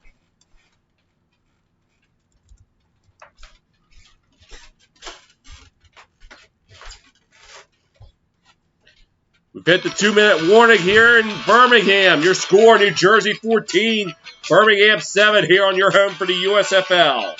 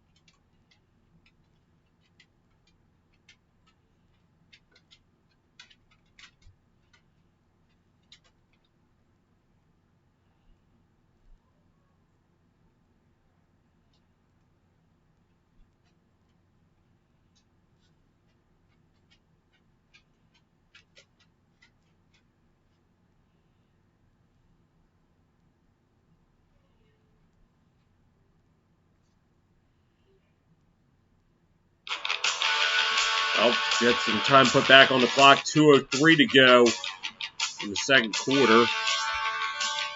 We didn't hit the 2-minute warning just yet. Birmingham actually used the timeout. So it'll be 3rd and 22. Johnson in the shotgun, drops back. Under pressure, gets the pass off. And incomplete, nearly caught. And it looked like it was Turpin.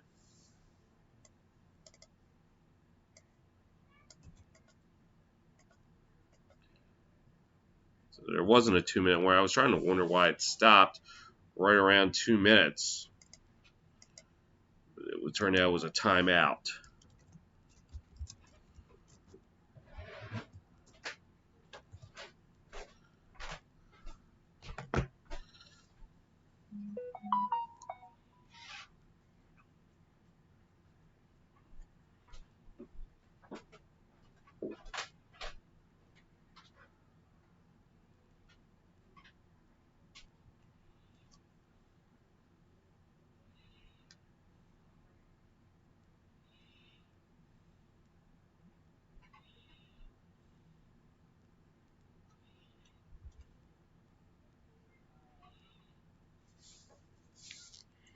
So Brock Miller set the punt away. Penalty is Bolden. And Bolden is taken down at the 15. And a great defensive play there. 21. I didn't see who made the play.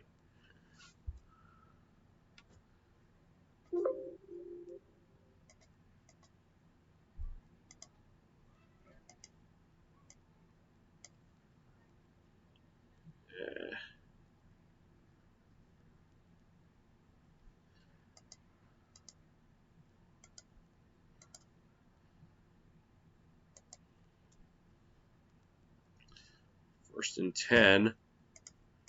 15. Chasing the shotgun. Smith in the shotgun. Pass incomplete.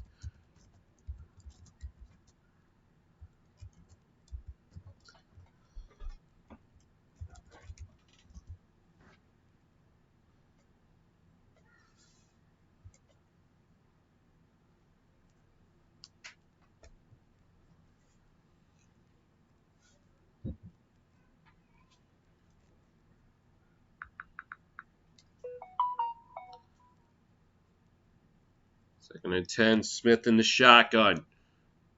And handoff. No, he keeps it himself. Able to get a couple yards out of that. Set up 3rd and 8 upcoming.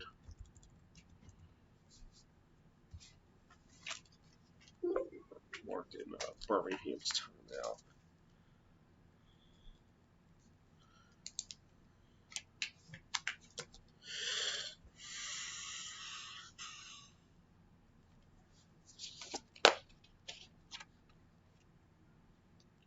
Empty backfield for Jamar Smith. Drops back. Looking. Fires, passes. Incomplete. A little bit too high. Looked like it was Bolden, the intended target. And with a minute to go into half, New Jersey with a chance to build on that lead.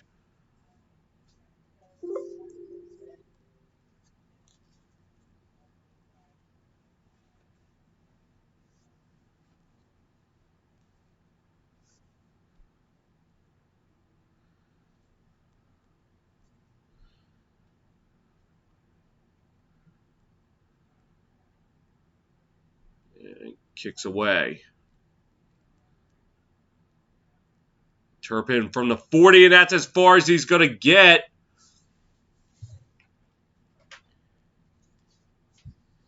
It was Mills in on the tackle with 50 seconds to go. 2 timeouts.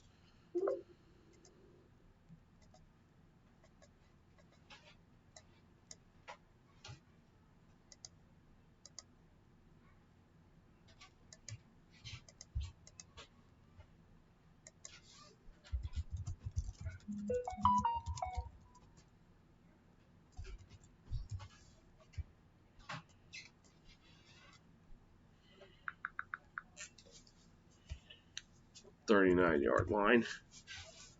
Rez in the shotgun.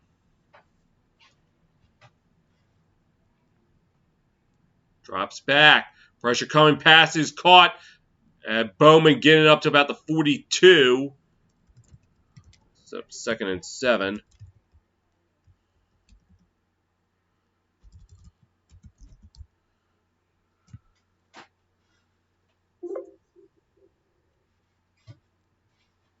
Rez in the shotgun. Drops back. Looking. Fires, passes. Caught inside the 40 of Birmingham. It's Turpin. About the 37.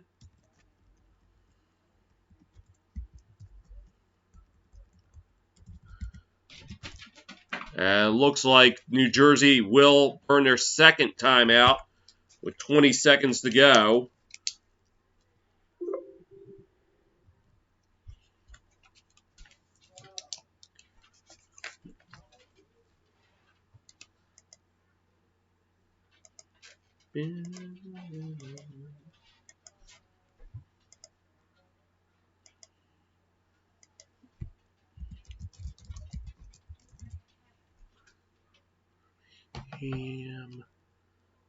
Thought it was the 37. 36. From here, it'd be about a 54-yard field goal if that was the route they were interested in going. Perez in the shotgun. Drops back. Looking. Swings it out. That's Williams. And Williams going to get back to the line of scrimmage. He stayed in bounds. And the Generals are going to have to use their final timeout. And we'll see what Mike Riley decides to do. Does he try to throw up the heave? Or will they trust their kicker with a 54-yard try, Nick Rose?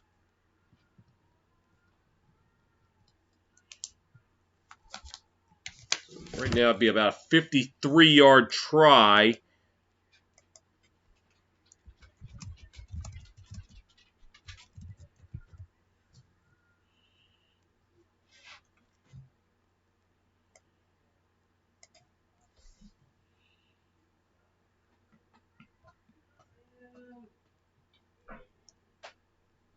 If alternatively, they could just do a sideline route to get out of bounds. He drops back, looking, swings it out there, passes caught. He's got to get to the sideline, he will. That's Williams up to about the 29. So we'll make it a little bit more of a manageable field goal.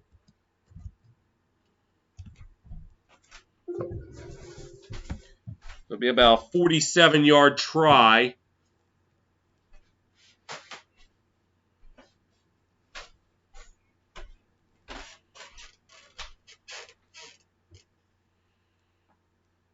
Let's put the Generals up by 10. The first field goal attempt in the USFL. Snap. Kick. Up, and it's wide left. So Birmingham catching a break before the half, as it will remain a 7-point game.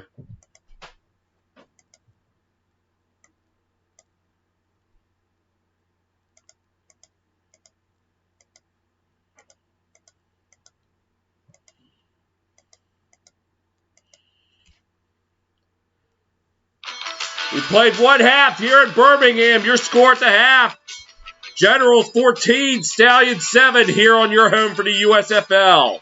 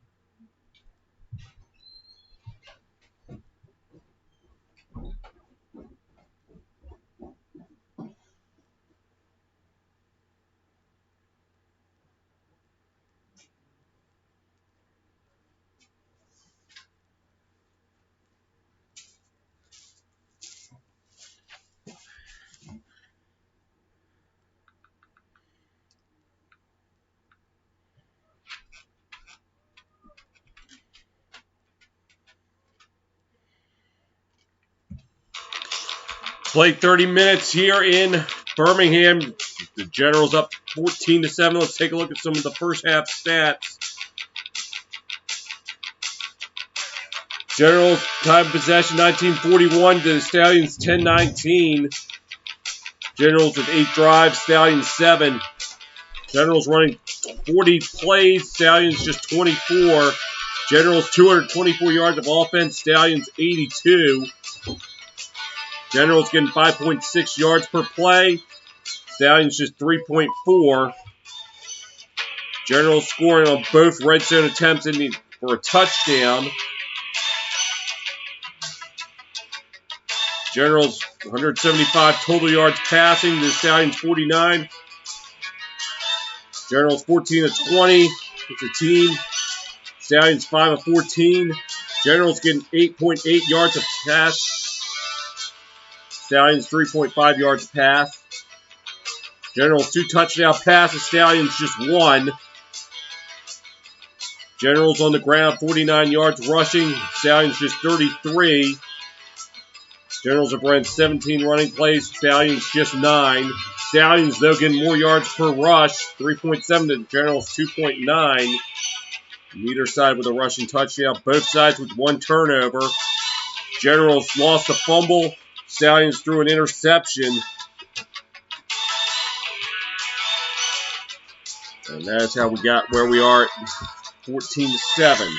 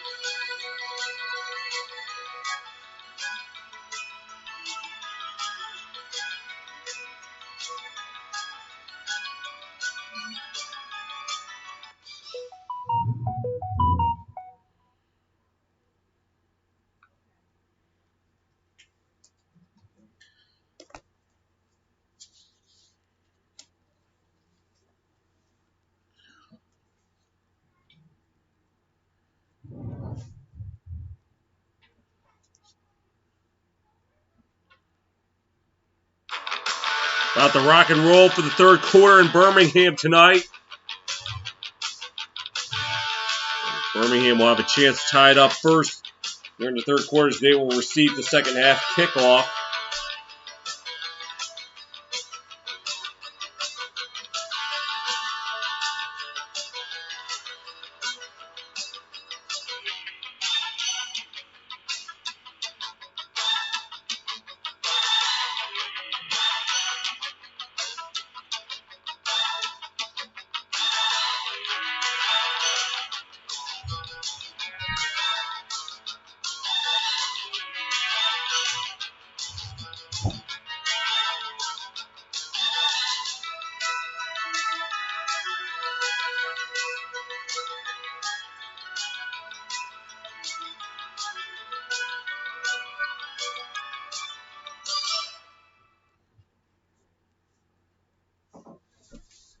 As Nick Rose will be set to kick off the second half. I think that's stuck out the most. Generals moving the ball more efficiently than the Stallions, getting more yardage, total yards, more passing yards, more rushing yards.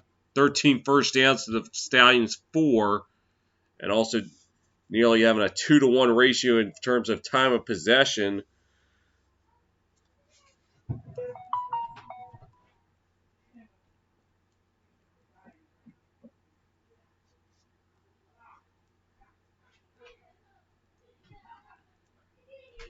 the kicks away.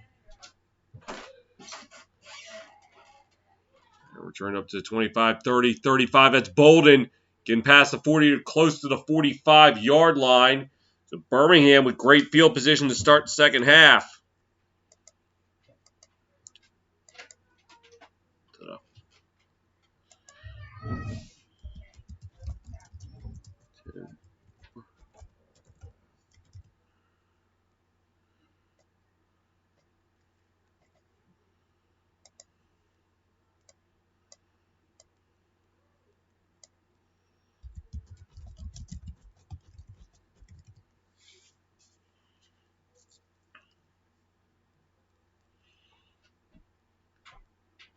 And Smith behind center calls to Brooks James, getting it close to the first down mark. Jersey 46.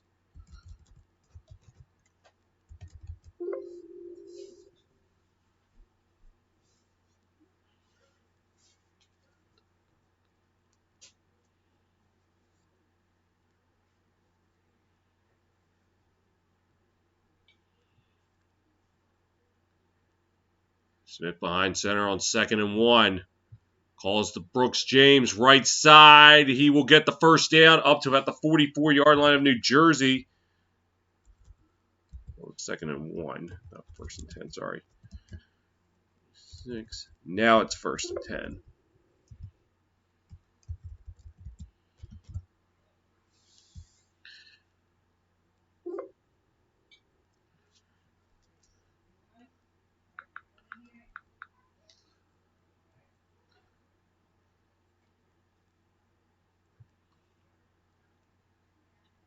Jamar Smith in the shotgun. 0 for 4 so far. Now the calls to Brooks James. He gets taken down back at the 49-yard line. And that is number 95. Oh, I don't have him on my sheet.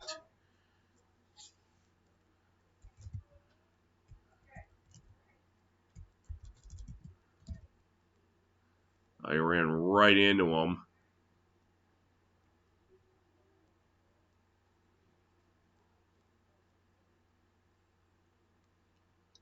Devon Sizer was the one who brought him down. 2nd and 15. Smith in the shotgun, drops back, fires, hits Brooks James up to about the 41-yard line. Or the 45, I should say. 3rd and 11.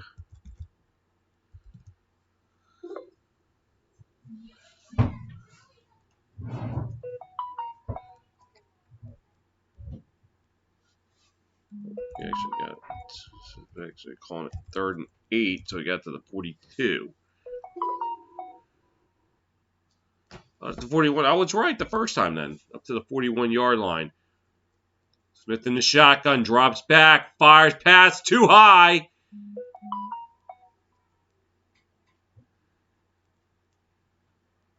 And we'll see what Skip Holtz wants to do here at the 41-yard line. Looks like it was tipped, trying for Engeline. Just a little bit too high. And they're going to send out the punting unit. So they're going to send out Colby Wadman on the way to Turpin. Kicks away. And it'll go into the end zone for a touchback. That's where the Generals are going to take over.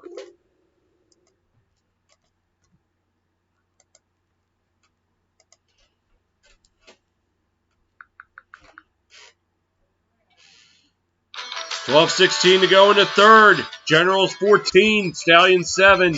This is your home for the USFL.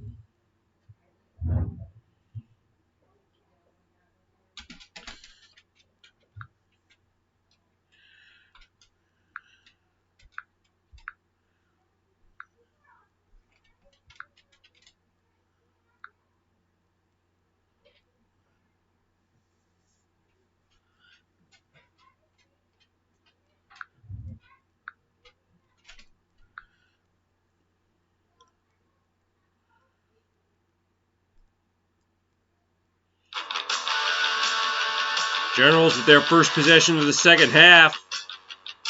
Looking to try to build on a 14-7 lead.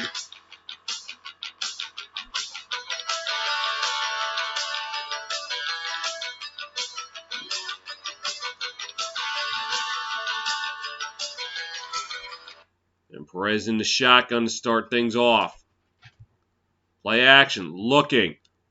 Fires the heave. Incomplete. Like he undershot Alonzo Moore.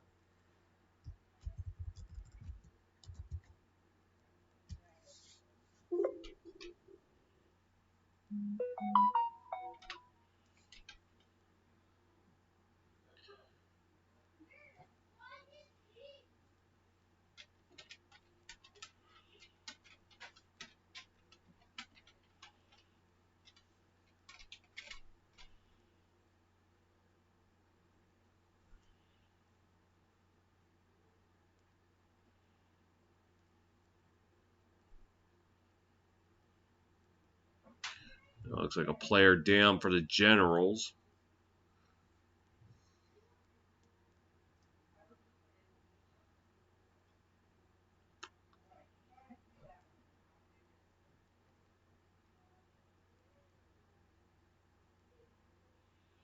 It was Alonzo Moore walking off the field.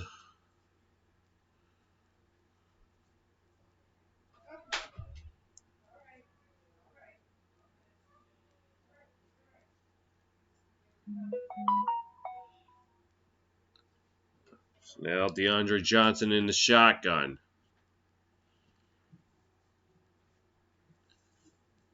And now it looks like the Generals have to burn a timeout here to start the second half. This is not what they wanted to do.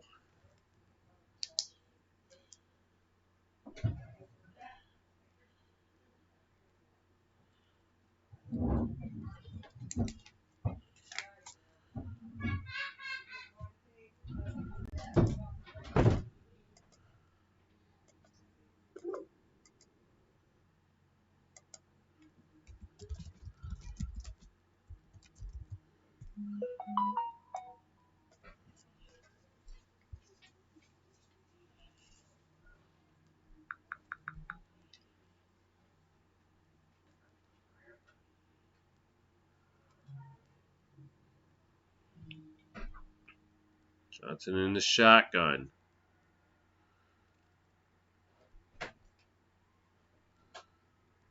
Rolls to his right. Looking. Fires. Pass is caught.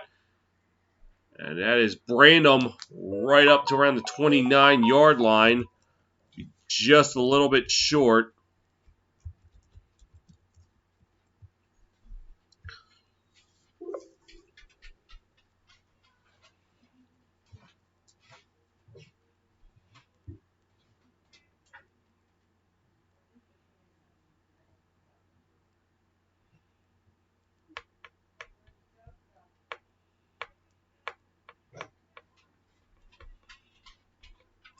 So 3rd and 1 upcoming.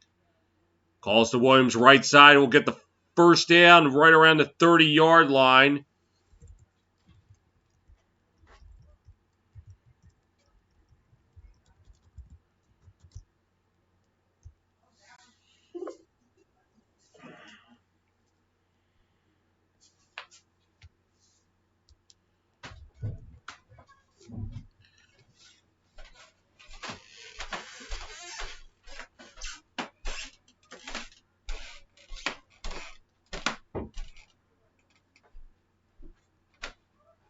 They're caught 31-yard line. Perez in the shotgun.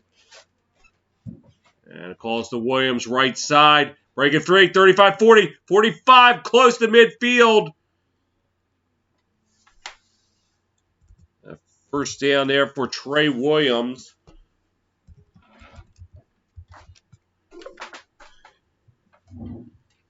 And now coming in to relieve Perez is Johnson.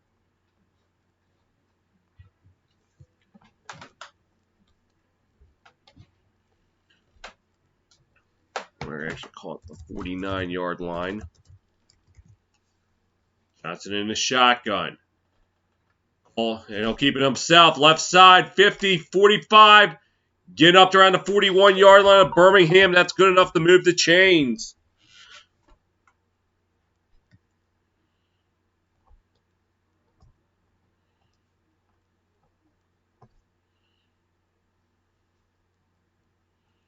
And now Perez checks back into the game.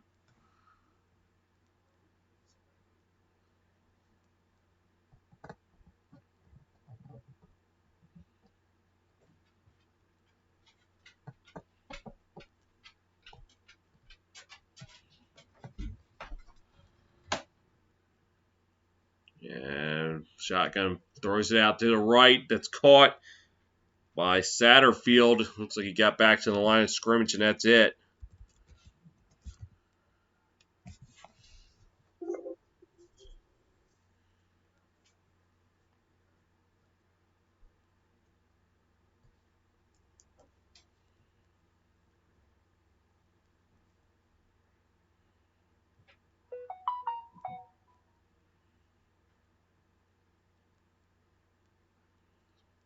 Johnson now in the game at shotgun. Or in the quarterback in the shotgun. Drops back, and now he's going to take off with it up the middle. 35-30. Gets up to the 25-yard line. That's good enough for a first down. Let's keep the ball moving. Right up the gut.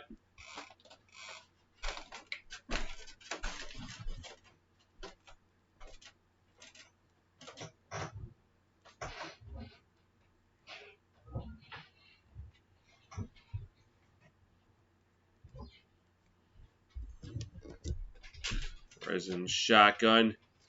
Calls to Williams right side. Excuse me, that was Johnson in the shotgun. Williams getting about 2 on the play.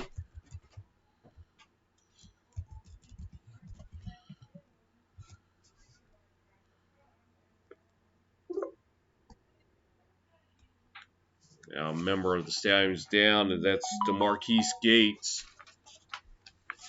On the right side of his head.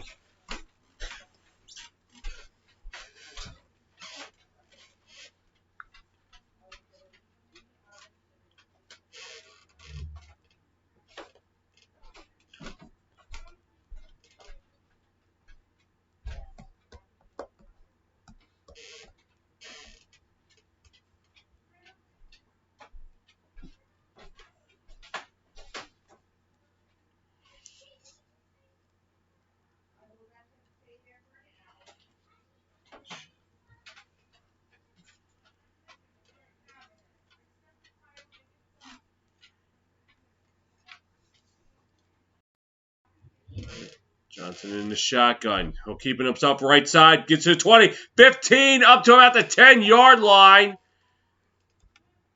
Al set up first and goal.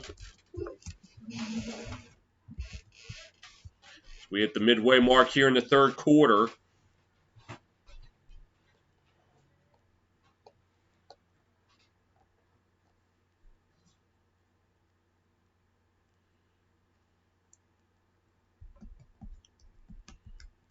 Drive has taken 5 minutes off the clock. Johnson in the shotgun. And calls the Victor up the gut. Getting about 2 yards on the play.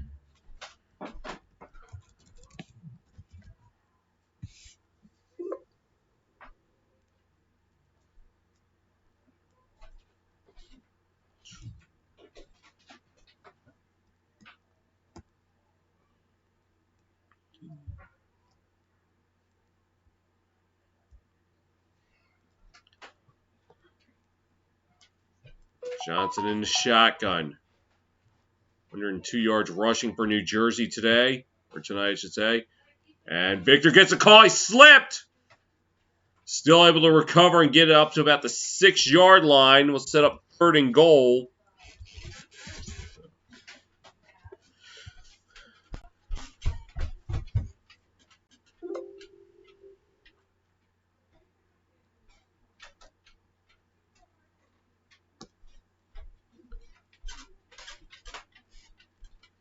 Going up on 6 minutes to play here in the 3rd.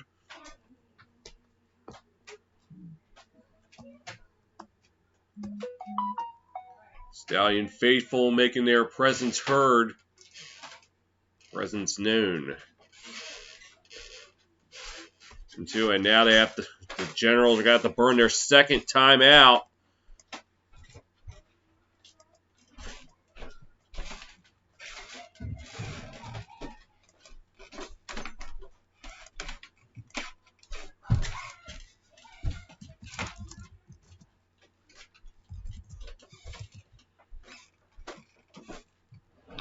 Step aside, 5:46 to go in the 3rd. Still Generals 14, Stallions 7 here on your home for the USFL.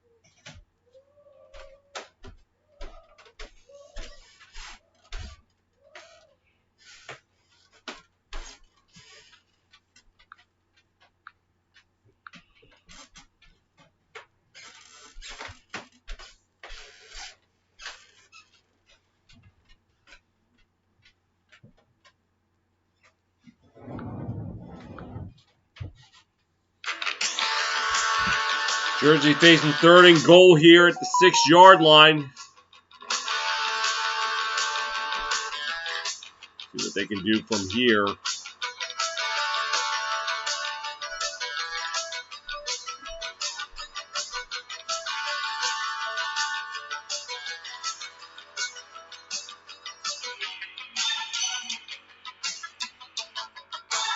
It will be Johnson in at shotgun.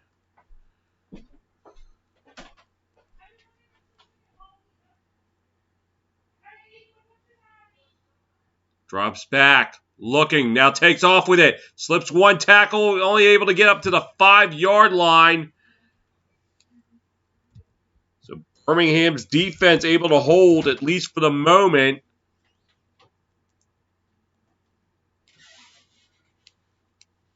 And we'll see what they do from here.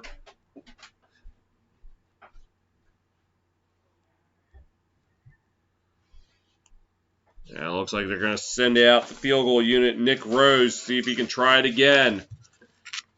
Missed from 47 yards to cap off the first half. One a little bit more makeable at the 22 yards out.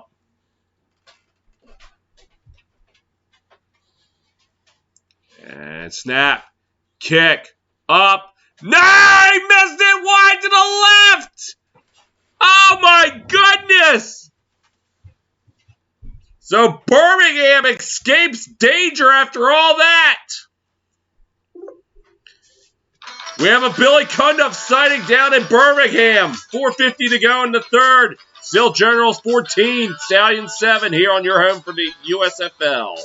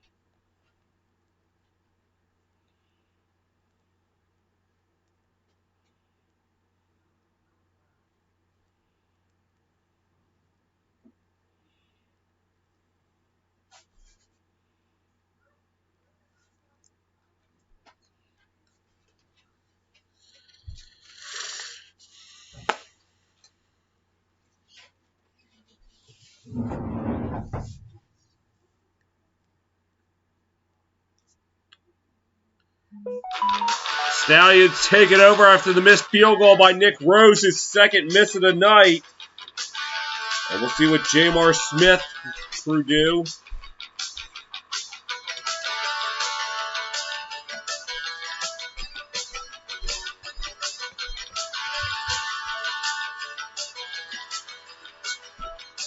As he's in the shotgun to start off this drive.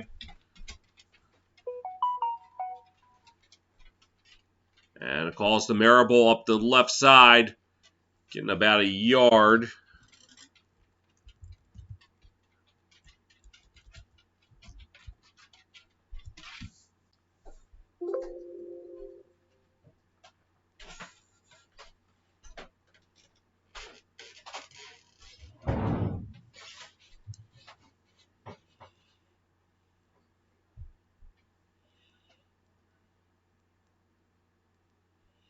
Jersey 293 total yards to Birmingham's 92.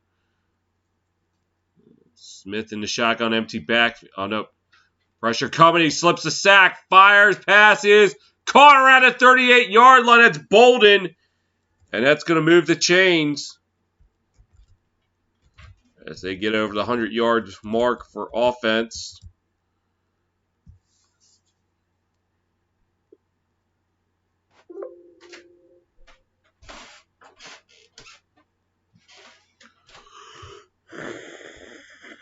Excuse me.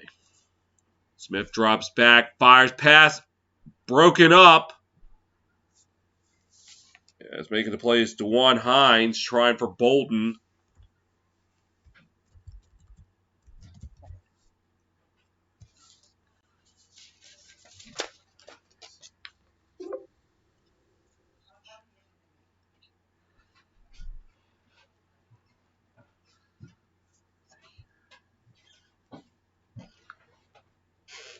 Smith in the shotgun here. 2nd and 10. Drops back. Fires, passes, caught. Right around the 45, getting it up to about the 48. And that is number 4, Mitchell. Let's see, was that good enough for a first down? It was indeed good enough for a first down.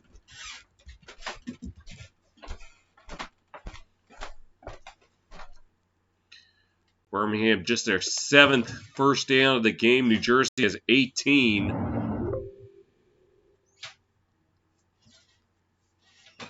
Smith in the shotgun. And handoff. This is Marable, who loses 2 on the play.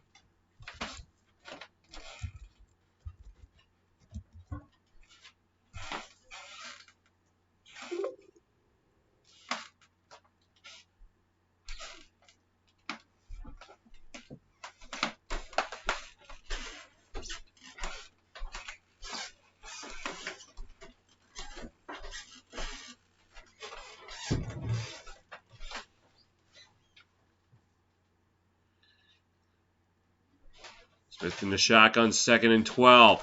Quick pass, that's caught. That's Mitchell, right up to around New Jersey 48.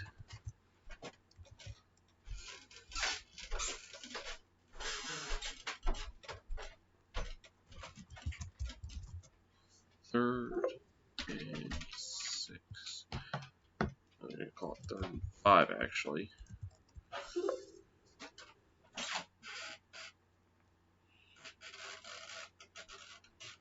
Birmingham is yet to convert a 3rd down here.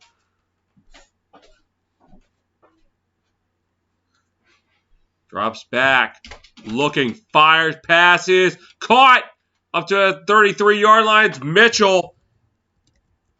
And late in the 3rd quarter, they convert their first 3rd down of the game.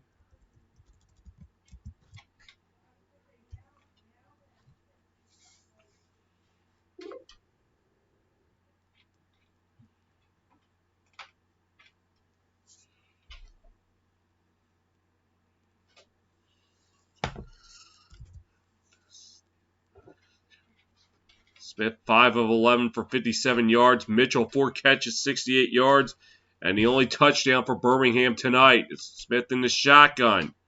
Play action. Looking, fires, passes. Caught right around the 5-yard line. It's Mitchell.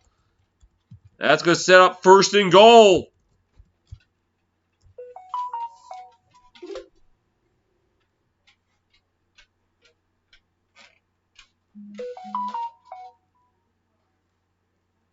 Actually call it the 3-yard line.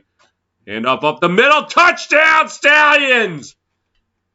And that is Marable. And they are an extra point away from tying this one up.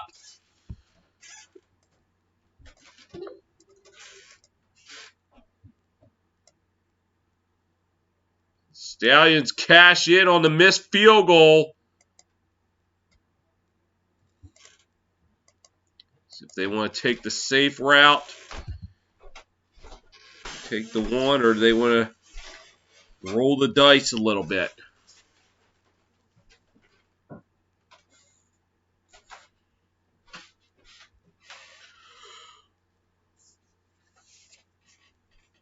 They're going to kick the extra point.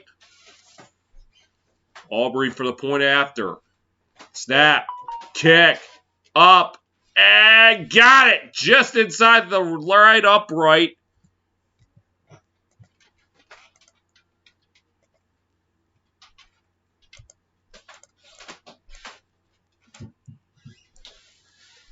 Stallions take advantage of the missed field goal. 37 seconds to go in the 3rd. And we're tied at 14 here on your home for the USFL.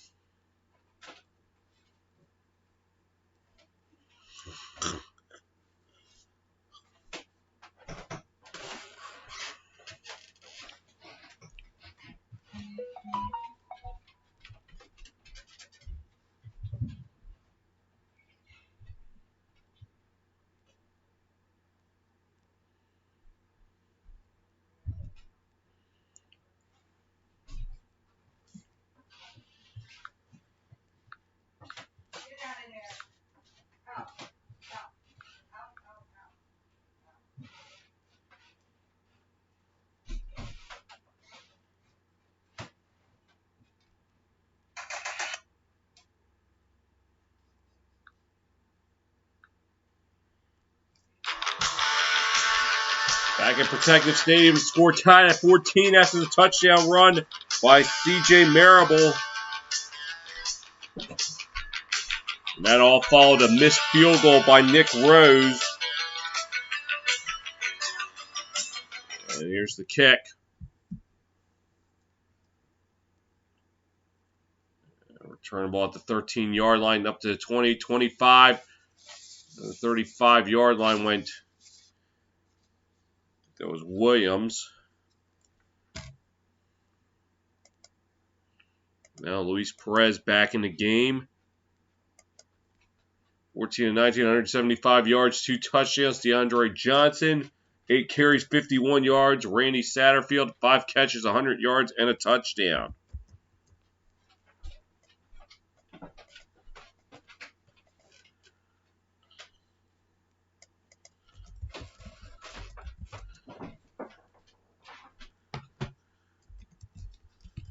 To the 35-yard line. 34-yard line. Perez in the shotgun. Calls the Victor right side. I'll make that Williams. Getting up to about the 38-yard line.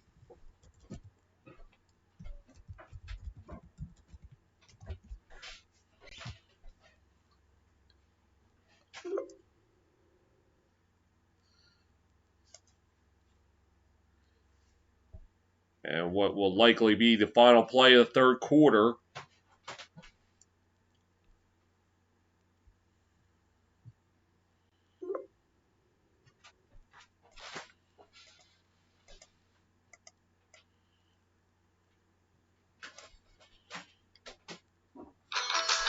Played 3 quarters in Birmingham. We're tied at 14 here on your home for the USFL.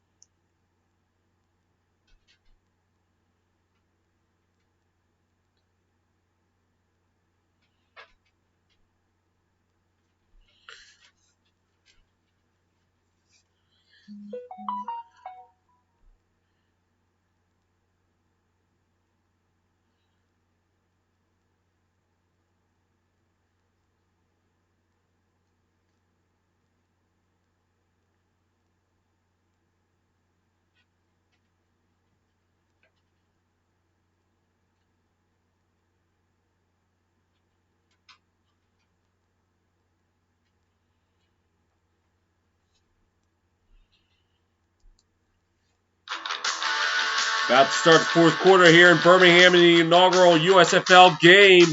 Tied at 14. New Jersey will have it, Birmingham will have it 2nd and 7. I don't know. Is it a jersey? I never changed it.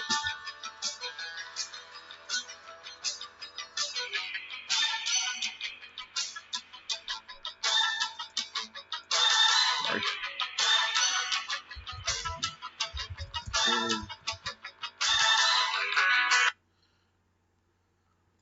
I call it 2nd and 6. And calls to Victor right side. And Victor almost breaking free. It'll be close to a first down. It'll be just a yard short.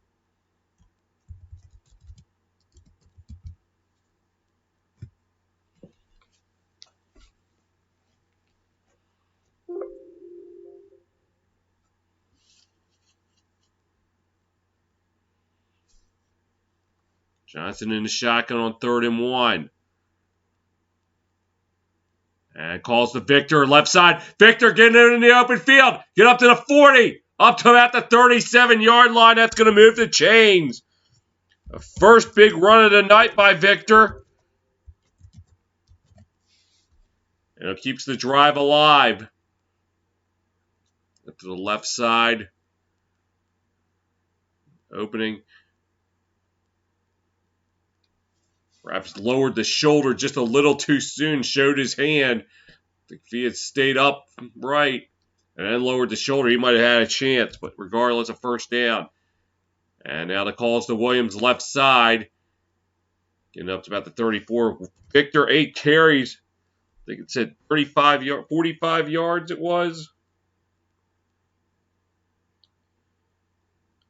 9 carries, 47 yards. Okay, it was close.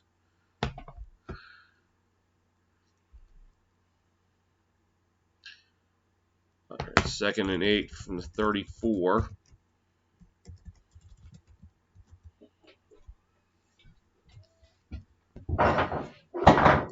Johnson in the shotgun. Drops back. Now he's going to take off with it. Left side. Getting up to about the 31-yard line.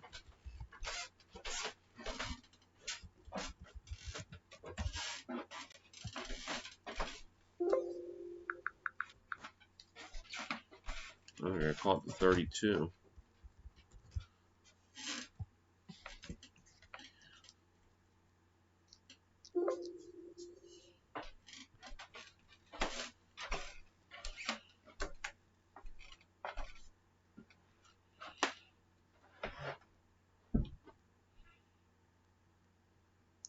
Johnson in the shotgun on 3rd and 6. Calls to Williams. Going left side. Gets about a yard. And I'm Mike Riley. Honestly, I think I'm going for it. Your kicker has not done anything productive tonight. Missed 2 field goals. The last one inside 25 yards. I feel like you got to go for it here.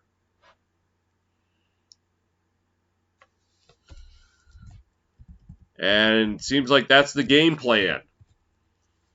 Johnson in the shotgun.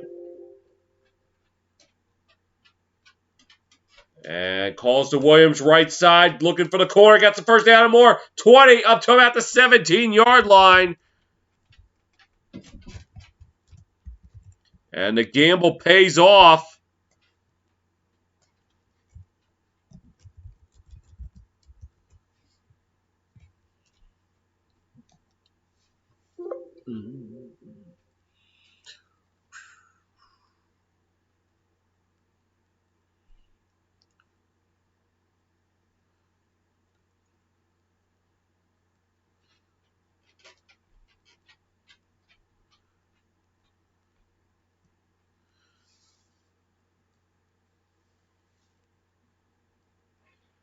Williams coming out for a play, so let's mean Victor's checking in at running back.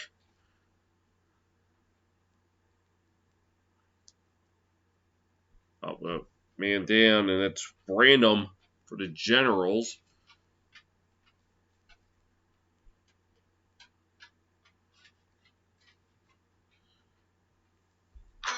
Step aside, 11:47 to go in the game. We're tied at 14 here on your home for the USFL.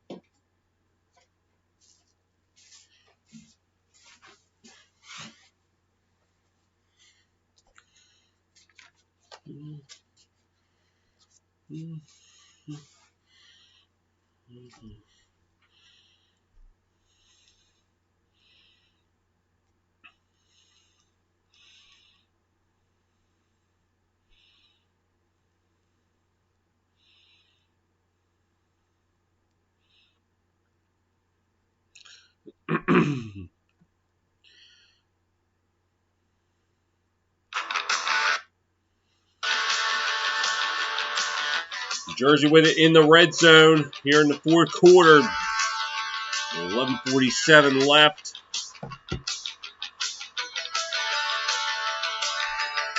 Triple-header action tomorrow in the USFL. Houston, Michigan at noon on NBC. Stars Breakers at 4 on USA. And then Bandits Ballers at 8 on FS1.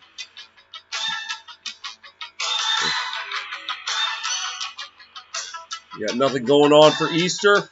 There you go. Now you do. Watching the USFL. Johnson in the shotgun. And calls the Victor, going up the middle and churning it up to about the 15-yard line.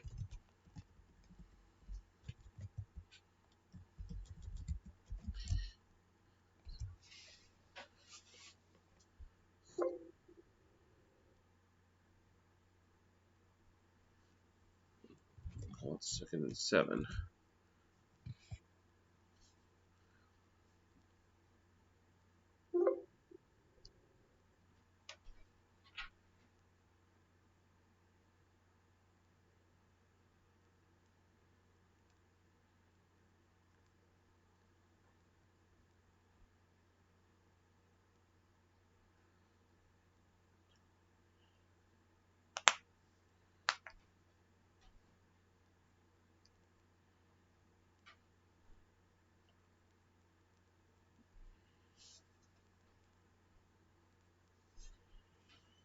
Second and 7 upcoming. Johnson in the shotgun.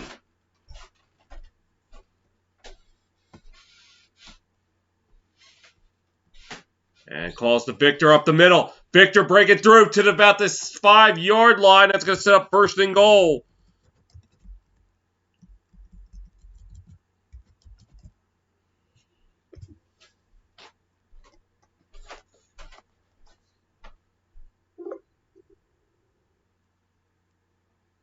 Breaking one tackle and then dragging another defender bolt into. Now you see why I nicknamed him the tractor trailer right here. Oh, they didn't quite show the end of the play. But anyway, calls the Victor again left side. Getting about a yard.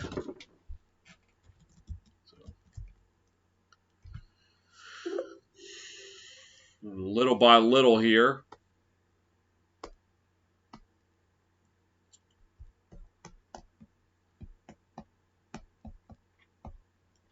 Drive clipsing 6 minutes. They've been going on some long drives. They just need to finish it off with points. As Trey Williams checks back into the game at running back. Johnson in the shotgun. Rolls to his right. Looking for the corner. Johnson in for a touchdown, and the Generals retake the lead. Oh my goodness. Johnson calls his own number, and it pays off.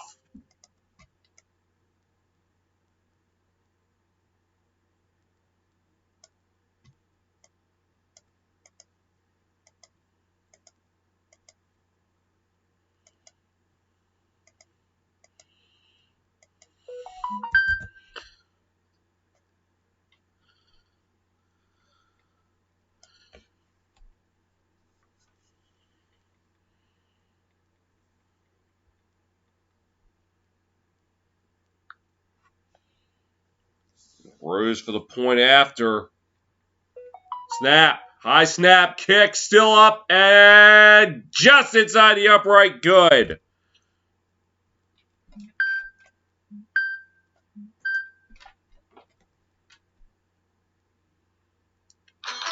Generals on the attack. 9:14 to go in the game. They're now up 21-14 here on your home for the USFL.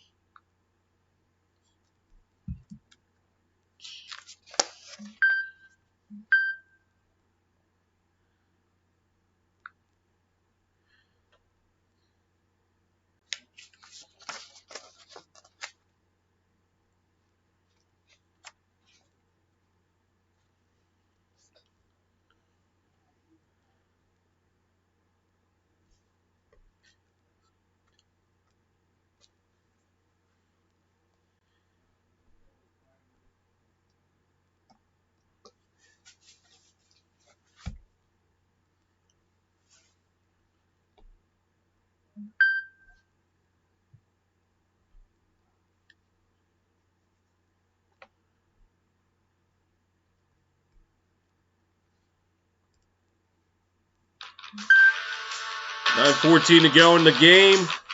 Generals taking the lead on the touchdown run by DeAndre Johnson. 10 carries, 57 yards. The rushing touchdown, Luis Perez. 2 touchdown passes. So they got a 1-2 punch there at QB.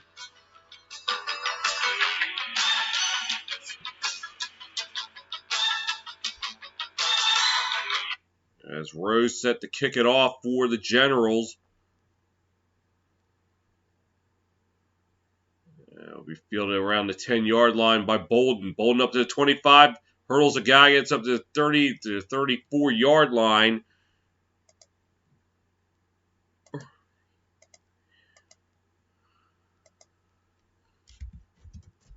First and 10.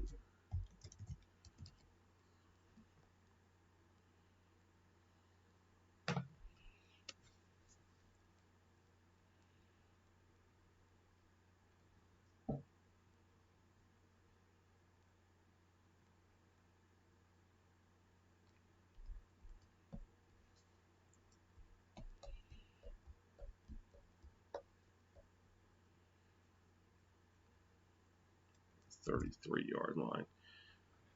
McGo in the shotgun.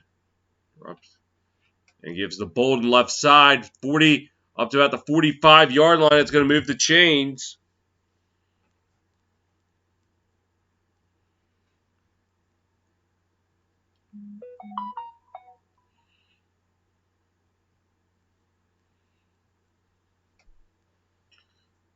Oh, it's Smith in the game, not McGo.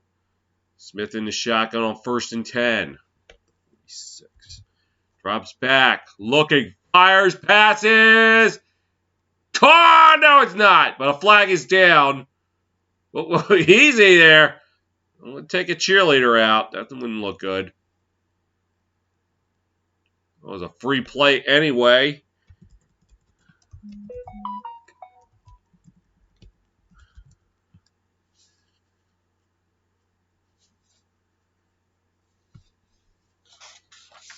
And looked like Toby Johnson lined up over the football. That gives Birmingham a free 5 yards. They get it now 1st and 5.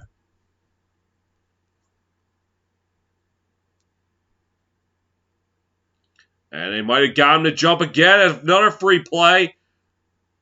Brooks James, excuse me. And they're close to the marker, but they may get a first down out of this after all because they once again got the Generals jumping.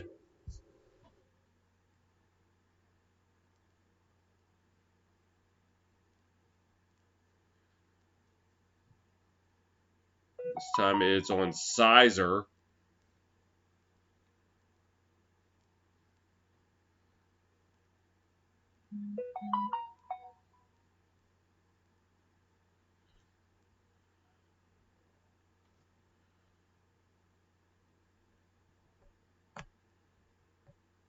Generals 5 penalties, 40 yards. Birmingham 1 penalty for 15. And it calls to Brooks James. He goes nowhere. It'll be stuff for a loss.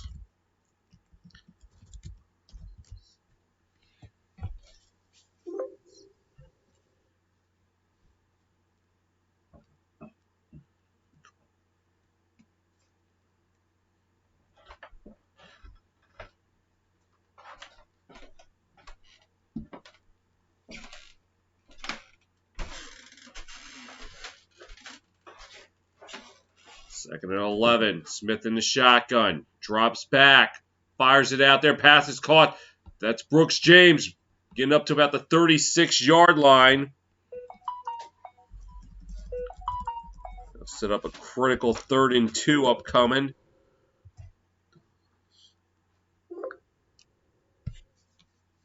Smith in the shotgun.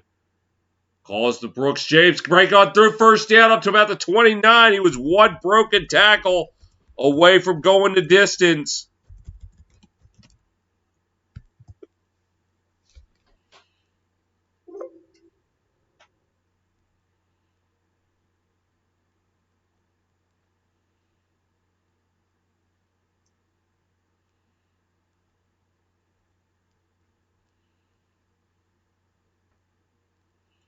Smith in the shotgun. And reverse. This is Bolden right side. Only able to get back to the line of scrimmage.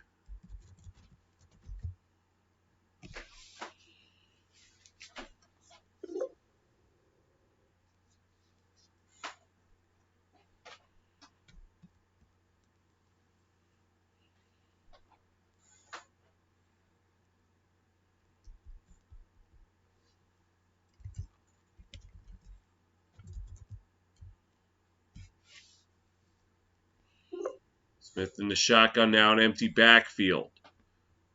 Drops back. Looking. Fires across the middle. Pass is caught. And going in. Touchdown, Birmingham!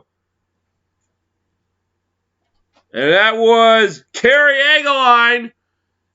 And a point after away from tying it up.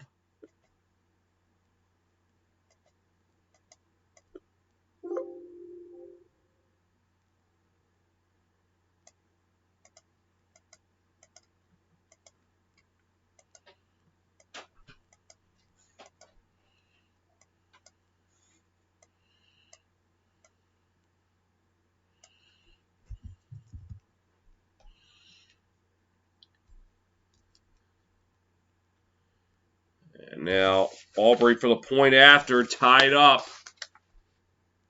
And snap, kick, up, and good.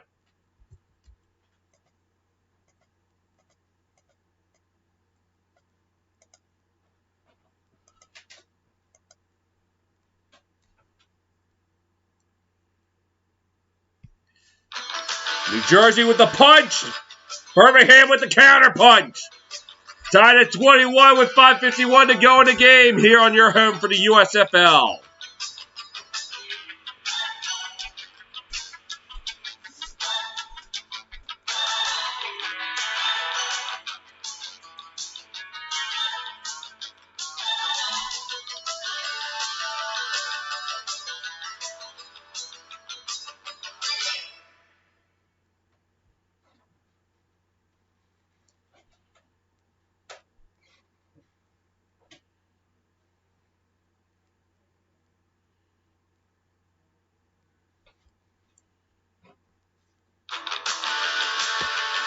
Got a new game here in Birmingham. Tied at 21 after the touchdown pass from Smith to Kerry Angeline. Smith 3 for 3 on the drive for 50 yards. Angeline getting the final 28. And we'll see how the Generals respond. They'll get at least one more possession.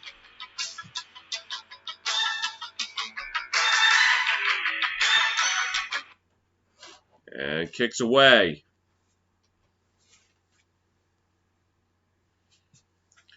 And this is Williams up to the 25 to the 30 to around the 33-yard line.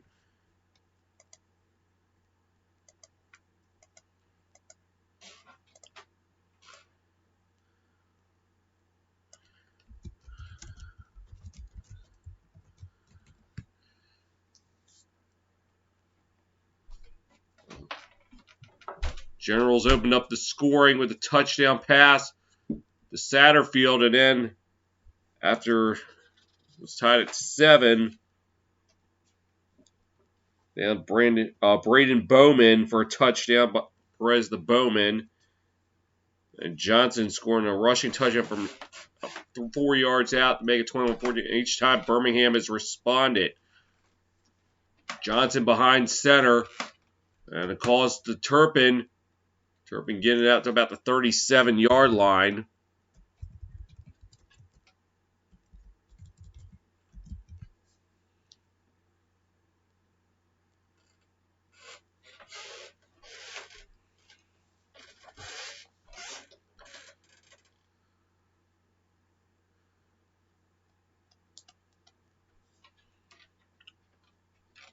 Johnson in the shotgun on 2nd and 6.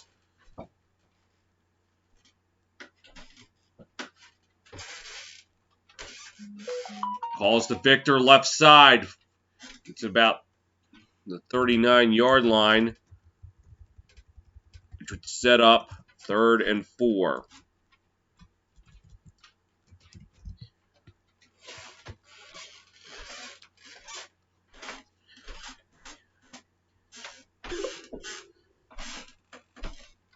It could be a critical 3rd down right here.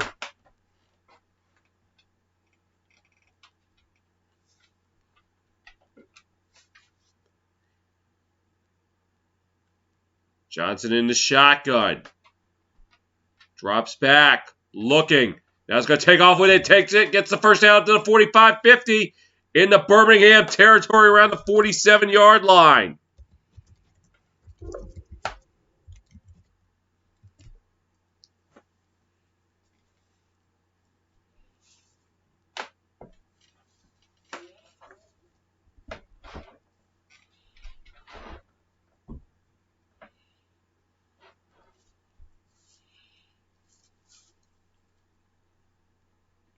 Johnson in the shotgun. We pass 4-minute mark here in the 4th. And he'll keep it himself. Left side breaks a tackle 45-40. Past the first down marker up to the 37-yard line.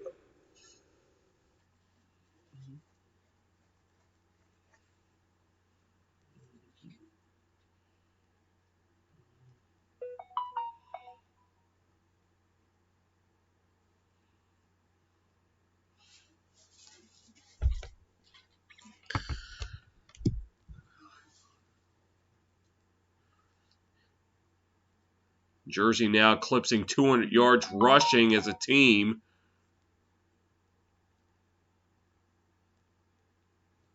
First and 10 at the 37. Calls to Victor up the middle, plowing it through to about the 34-yard line.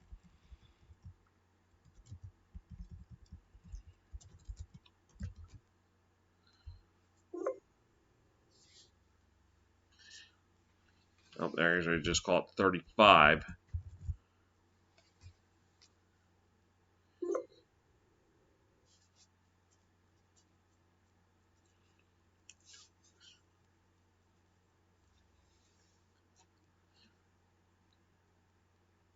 Victor 13 carries, 62 yards. Johnson 2 for 4 for 27. And it calls to Victor right side. Victor getting past the 30 to about the 29. A flag is down, though. Maybe they'll call it the 28. This could be coming back.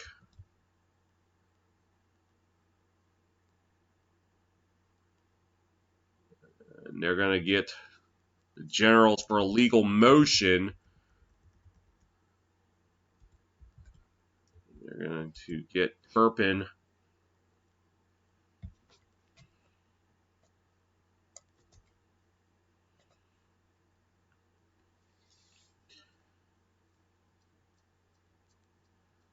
So now the task at hand for New Jersey, try to churn as much clock as they can. Johnson in the shotgun. Calls the Victor up the middle, left side. Gets up to about the 37, so gets back to the original line of scrimmage, and they'll set up a critical third down here. And 2-minute warning.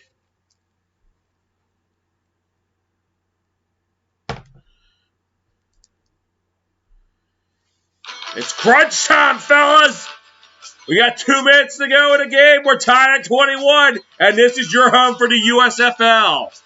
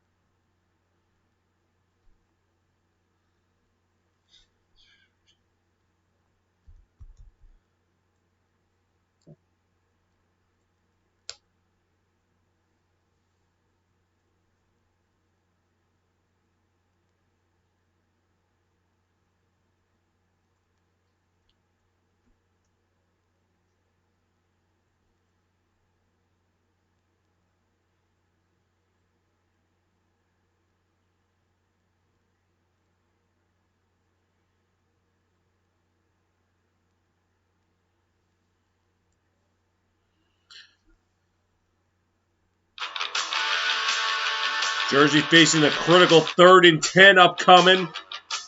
37, what could be 4-down territory. Just on the night that Nick Rose has had 0 for 2. Jersey down to 1 timeout. Birmingham still with a full arsenal, so their task, get a first down here and try to milk as much of that clock off as they can. Johnson in the shotgun.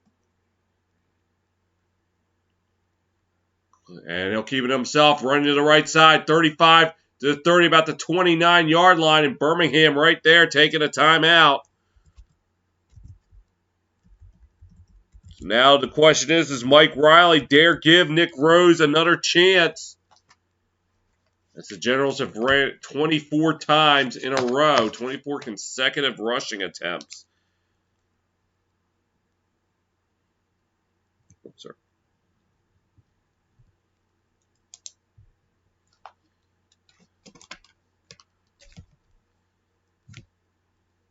Maybe it would have been the time to go to the air. We'll see. Nick Rose has not had a night to remember. 0 for 2 in the field. A miss from 47 to end the first half. And then in the third quarter, missed from 22. Both of them wide left. There's a chance to give New Jersey the lead back. So has a chance to make the first field goal in the USFL.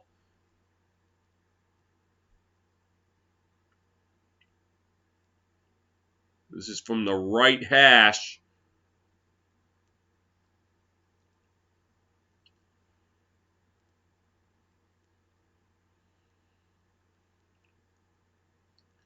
Snap. Kick. Up. And get! Well, a third time proves to be the charm for Rose as he gives the Generals the lead. Oh, my goodness. It was looking like it was going to go wide left again, but it managed to have just enough to stay course. And right now, the Generals hold a 3-point lead. Birmingham, though, 2 timeouts to work with. Oh.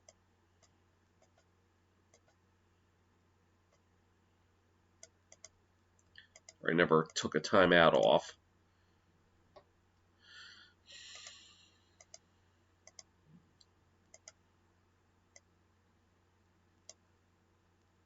So 109 seconds will be remaining for the Stallions. And let her look at just staying inside the left upright. It was looking like it was going to once again go wide left.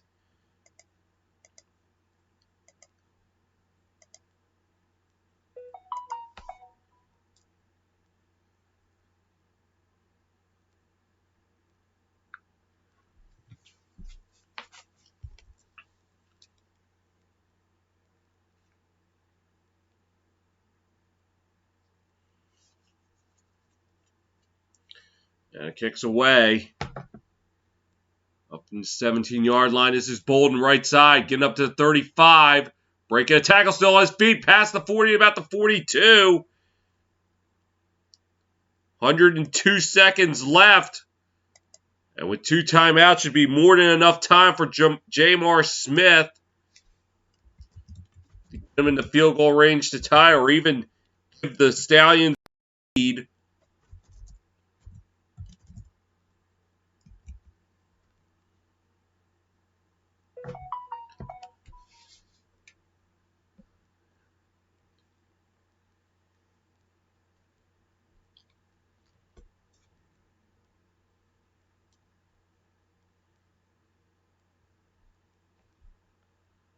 Smith in the shotgun here on 1st and 10. Well, it's actually a 41, not 42. Play action. Looking. Fires, passes, caught right around the 46. No, it's not caught. Mitchell could not corral it. Now down to 97 seconds left.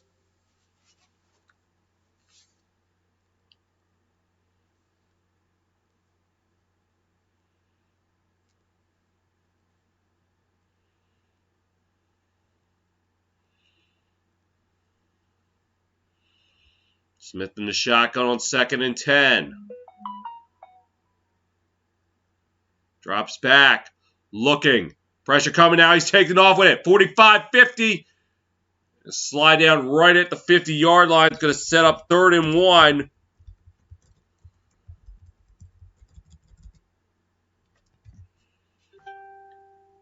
And now no huddle. Quickly. Smith in the shotgun.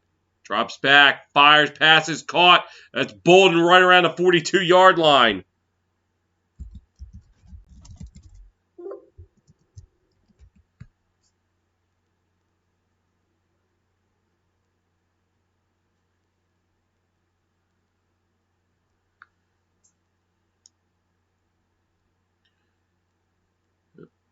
Smith in the shotgun, empty backfield. Drops back. Looking. Fires, passes, incomplete. As he threw it too high.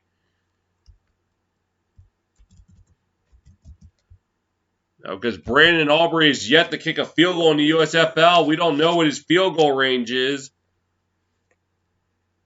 So I imagine they want to try to get it inside the 35, maybe around the 32, 31-yard line. Somewhere along those lines to be a realistically makeable field goal. Smith in the shotgun. And handoff. This is Marable. Marable taking it out to the 35. And a late flag comes in. They might get him for face mask. And if that's the case, that's going to put him in field goal range. I thought he looked like he had... Oh, yeah, they're going to get him for a face mask.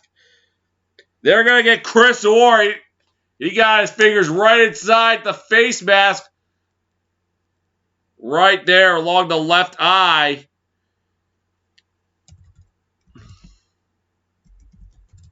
And now Birmingham may think about going for the win rather than just the tie.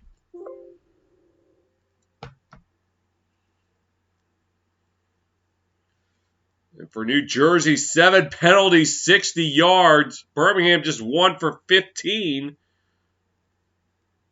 Tread lightly, Stallions. Smith in the shotgun. Drops back. Looking, fires. End zone passes too high. Try for Engeline.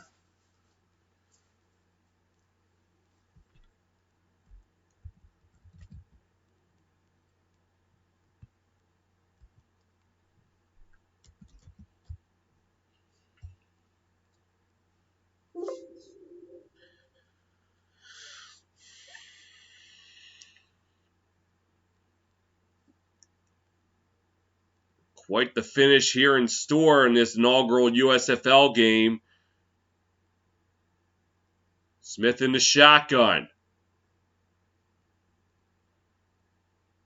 Drops back. Looking. Fires. End zone. Passes. Too high. Was trying for Bolden.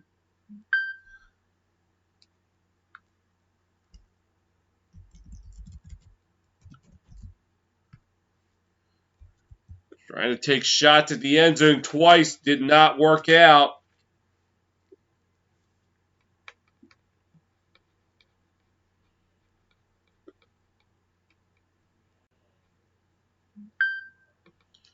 Third and 10. Smith in the shotgun. Drops back, swings it out. Pass is caught. That's Marable. Marable to the 15, to the 10. Steps out of bounds around the 7-yard line.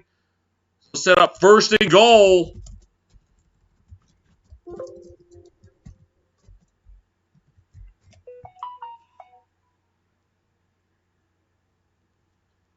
Great blocking downfield. I think Marlon Williams picked up the key block that allowed him to get to the first down marker. Tread lightly.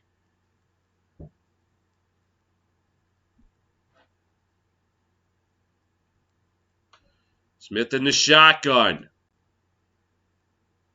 And calls the Marable up the gut. Gets it up to about the 2-yard line. And they're going to have to use a timeout here.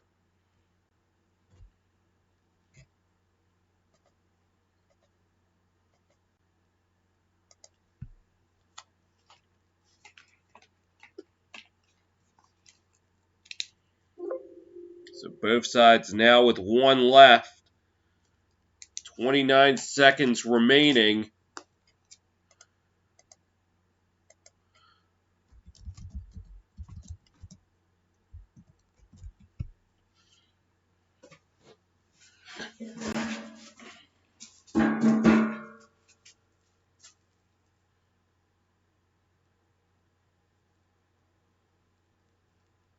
I imagine Birmingham will try one running play.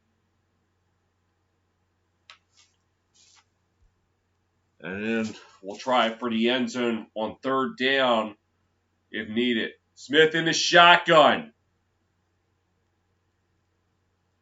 Rolls to his right. Looking. That cuts back inside. He does it! Touchdown, Stallions! Jamar Smith has just given the Stallions their first lead in the game! Oh my goodness! Rolled to his right, cut back inside, and he found the end zone.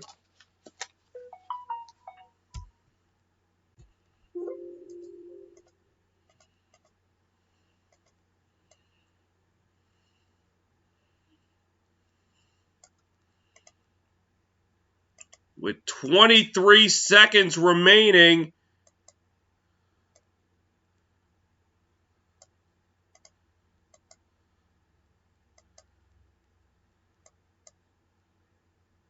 and the kick by Aubrey up and good.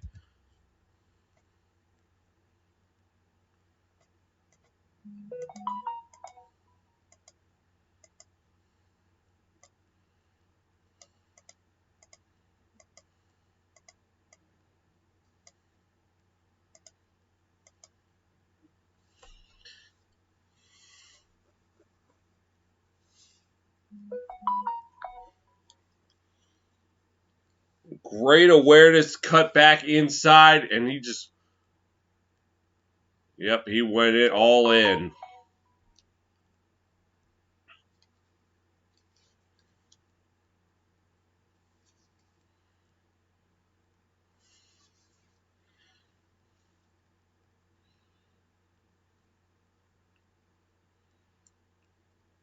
Smith came off the bench for the injured Alex McGough, and he comes through in the clutch.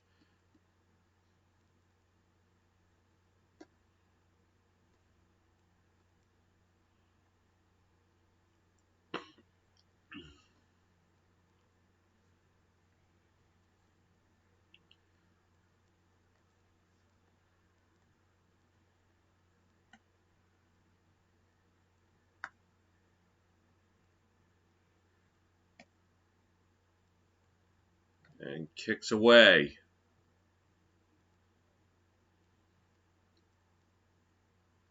And Williams inside the 10-yard line. Going to the left side, gets to the 25, 20, 30, up to about the 35-yard line.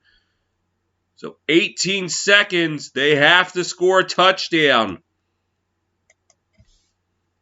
One timeout. This is where DeAndre Johnson's going to come in.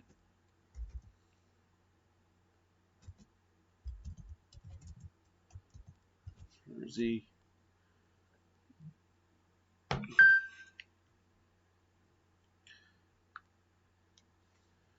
Utilize the sidelines if you have to.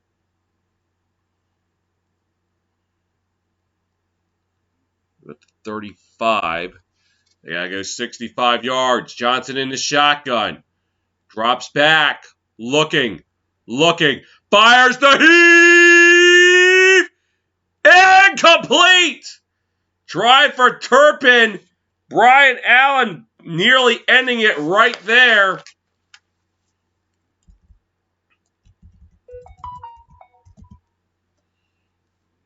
Of course, Turpin also nearly coming down with it.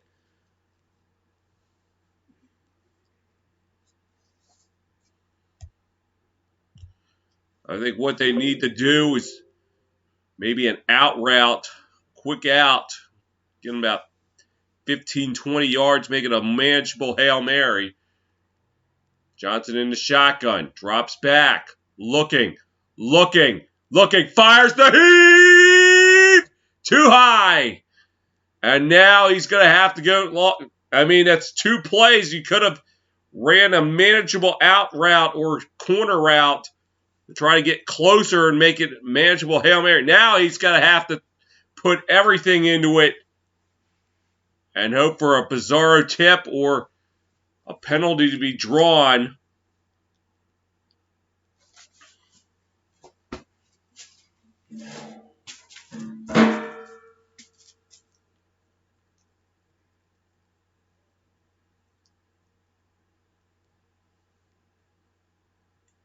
Johnson in the shotgun. This is the game right here. Drops back. Pressure coming. Roll to his right. Looking. Fires. Passes. Incomplete. And that's it. The Birmingham Stallions can tack it on as they win the inaugural USFL game. Sweet Home Alabama. This game is done. Sweet Home Alabama. Stallions just tack it on.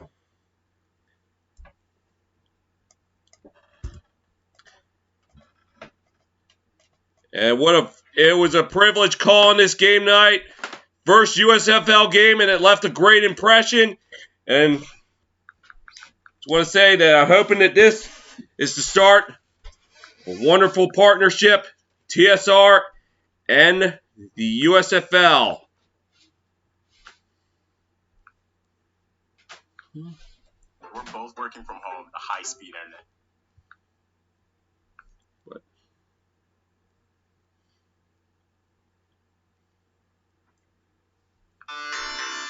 So, here's to a wonderful partnership, the TSR, the USFL, and TSR.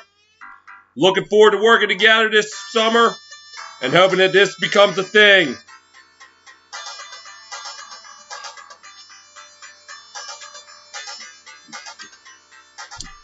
Looking forward to calling this more often this season. As your final here in Birmingham tonight, Stallions 28, Generals 24. Until next time, folks, enjoy Easter. I'm signing off.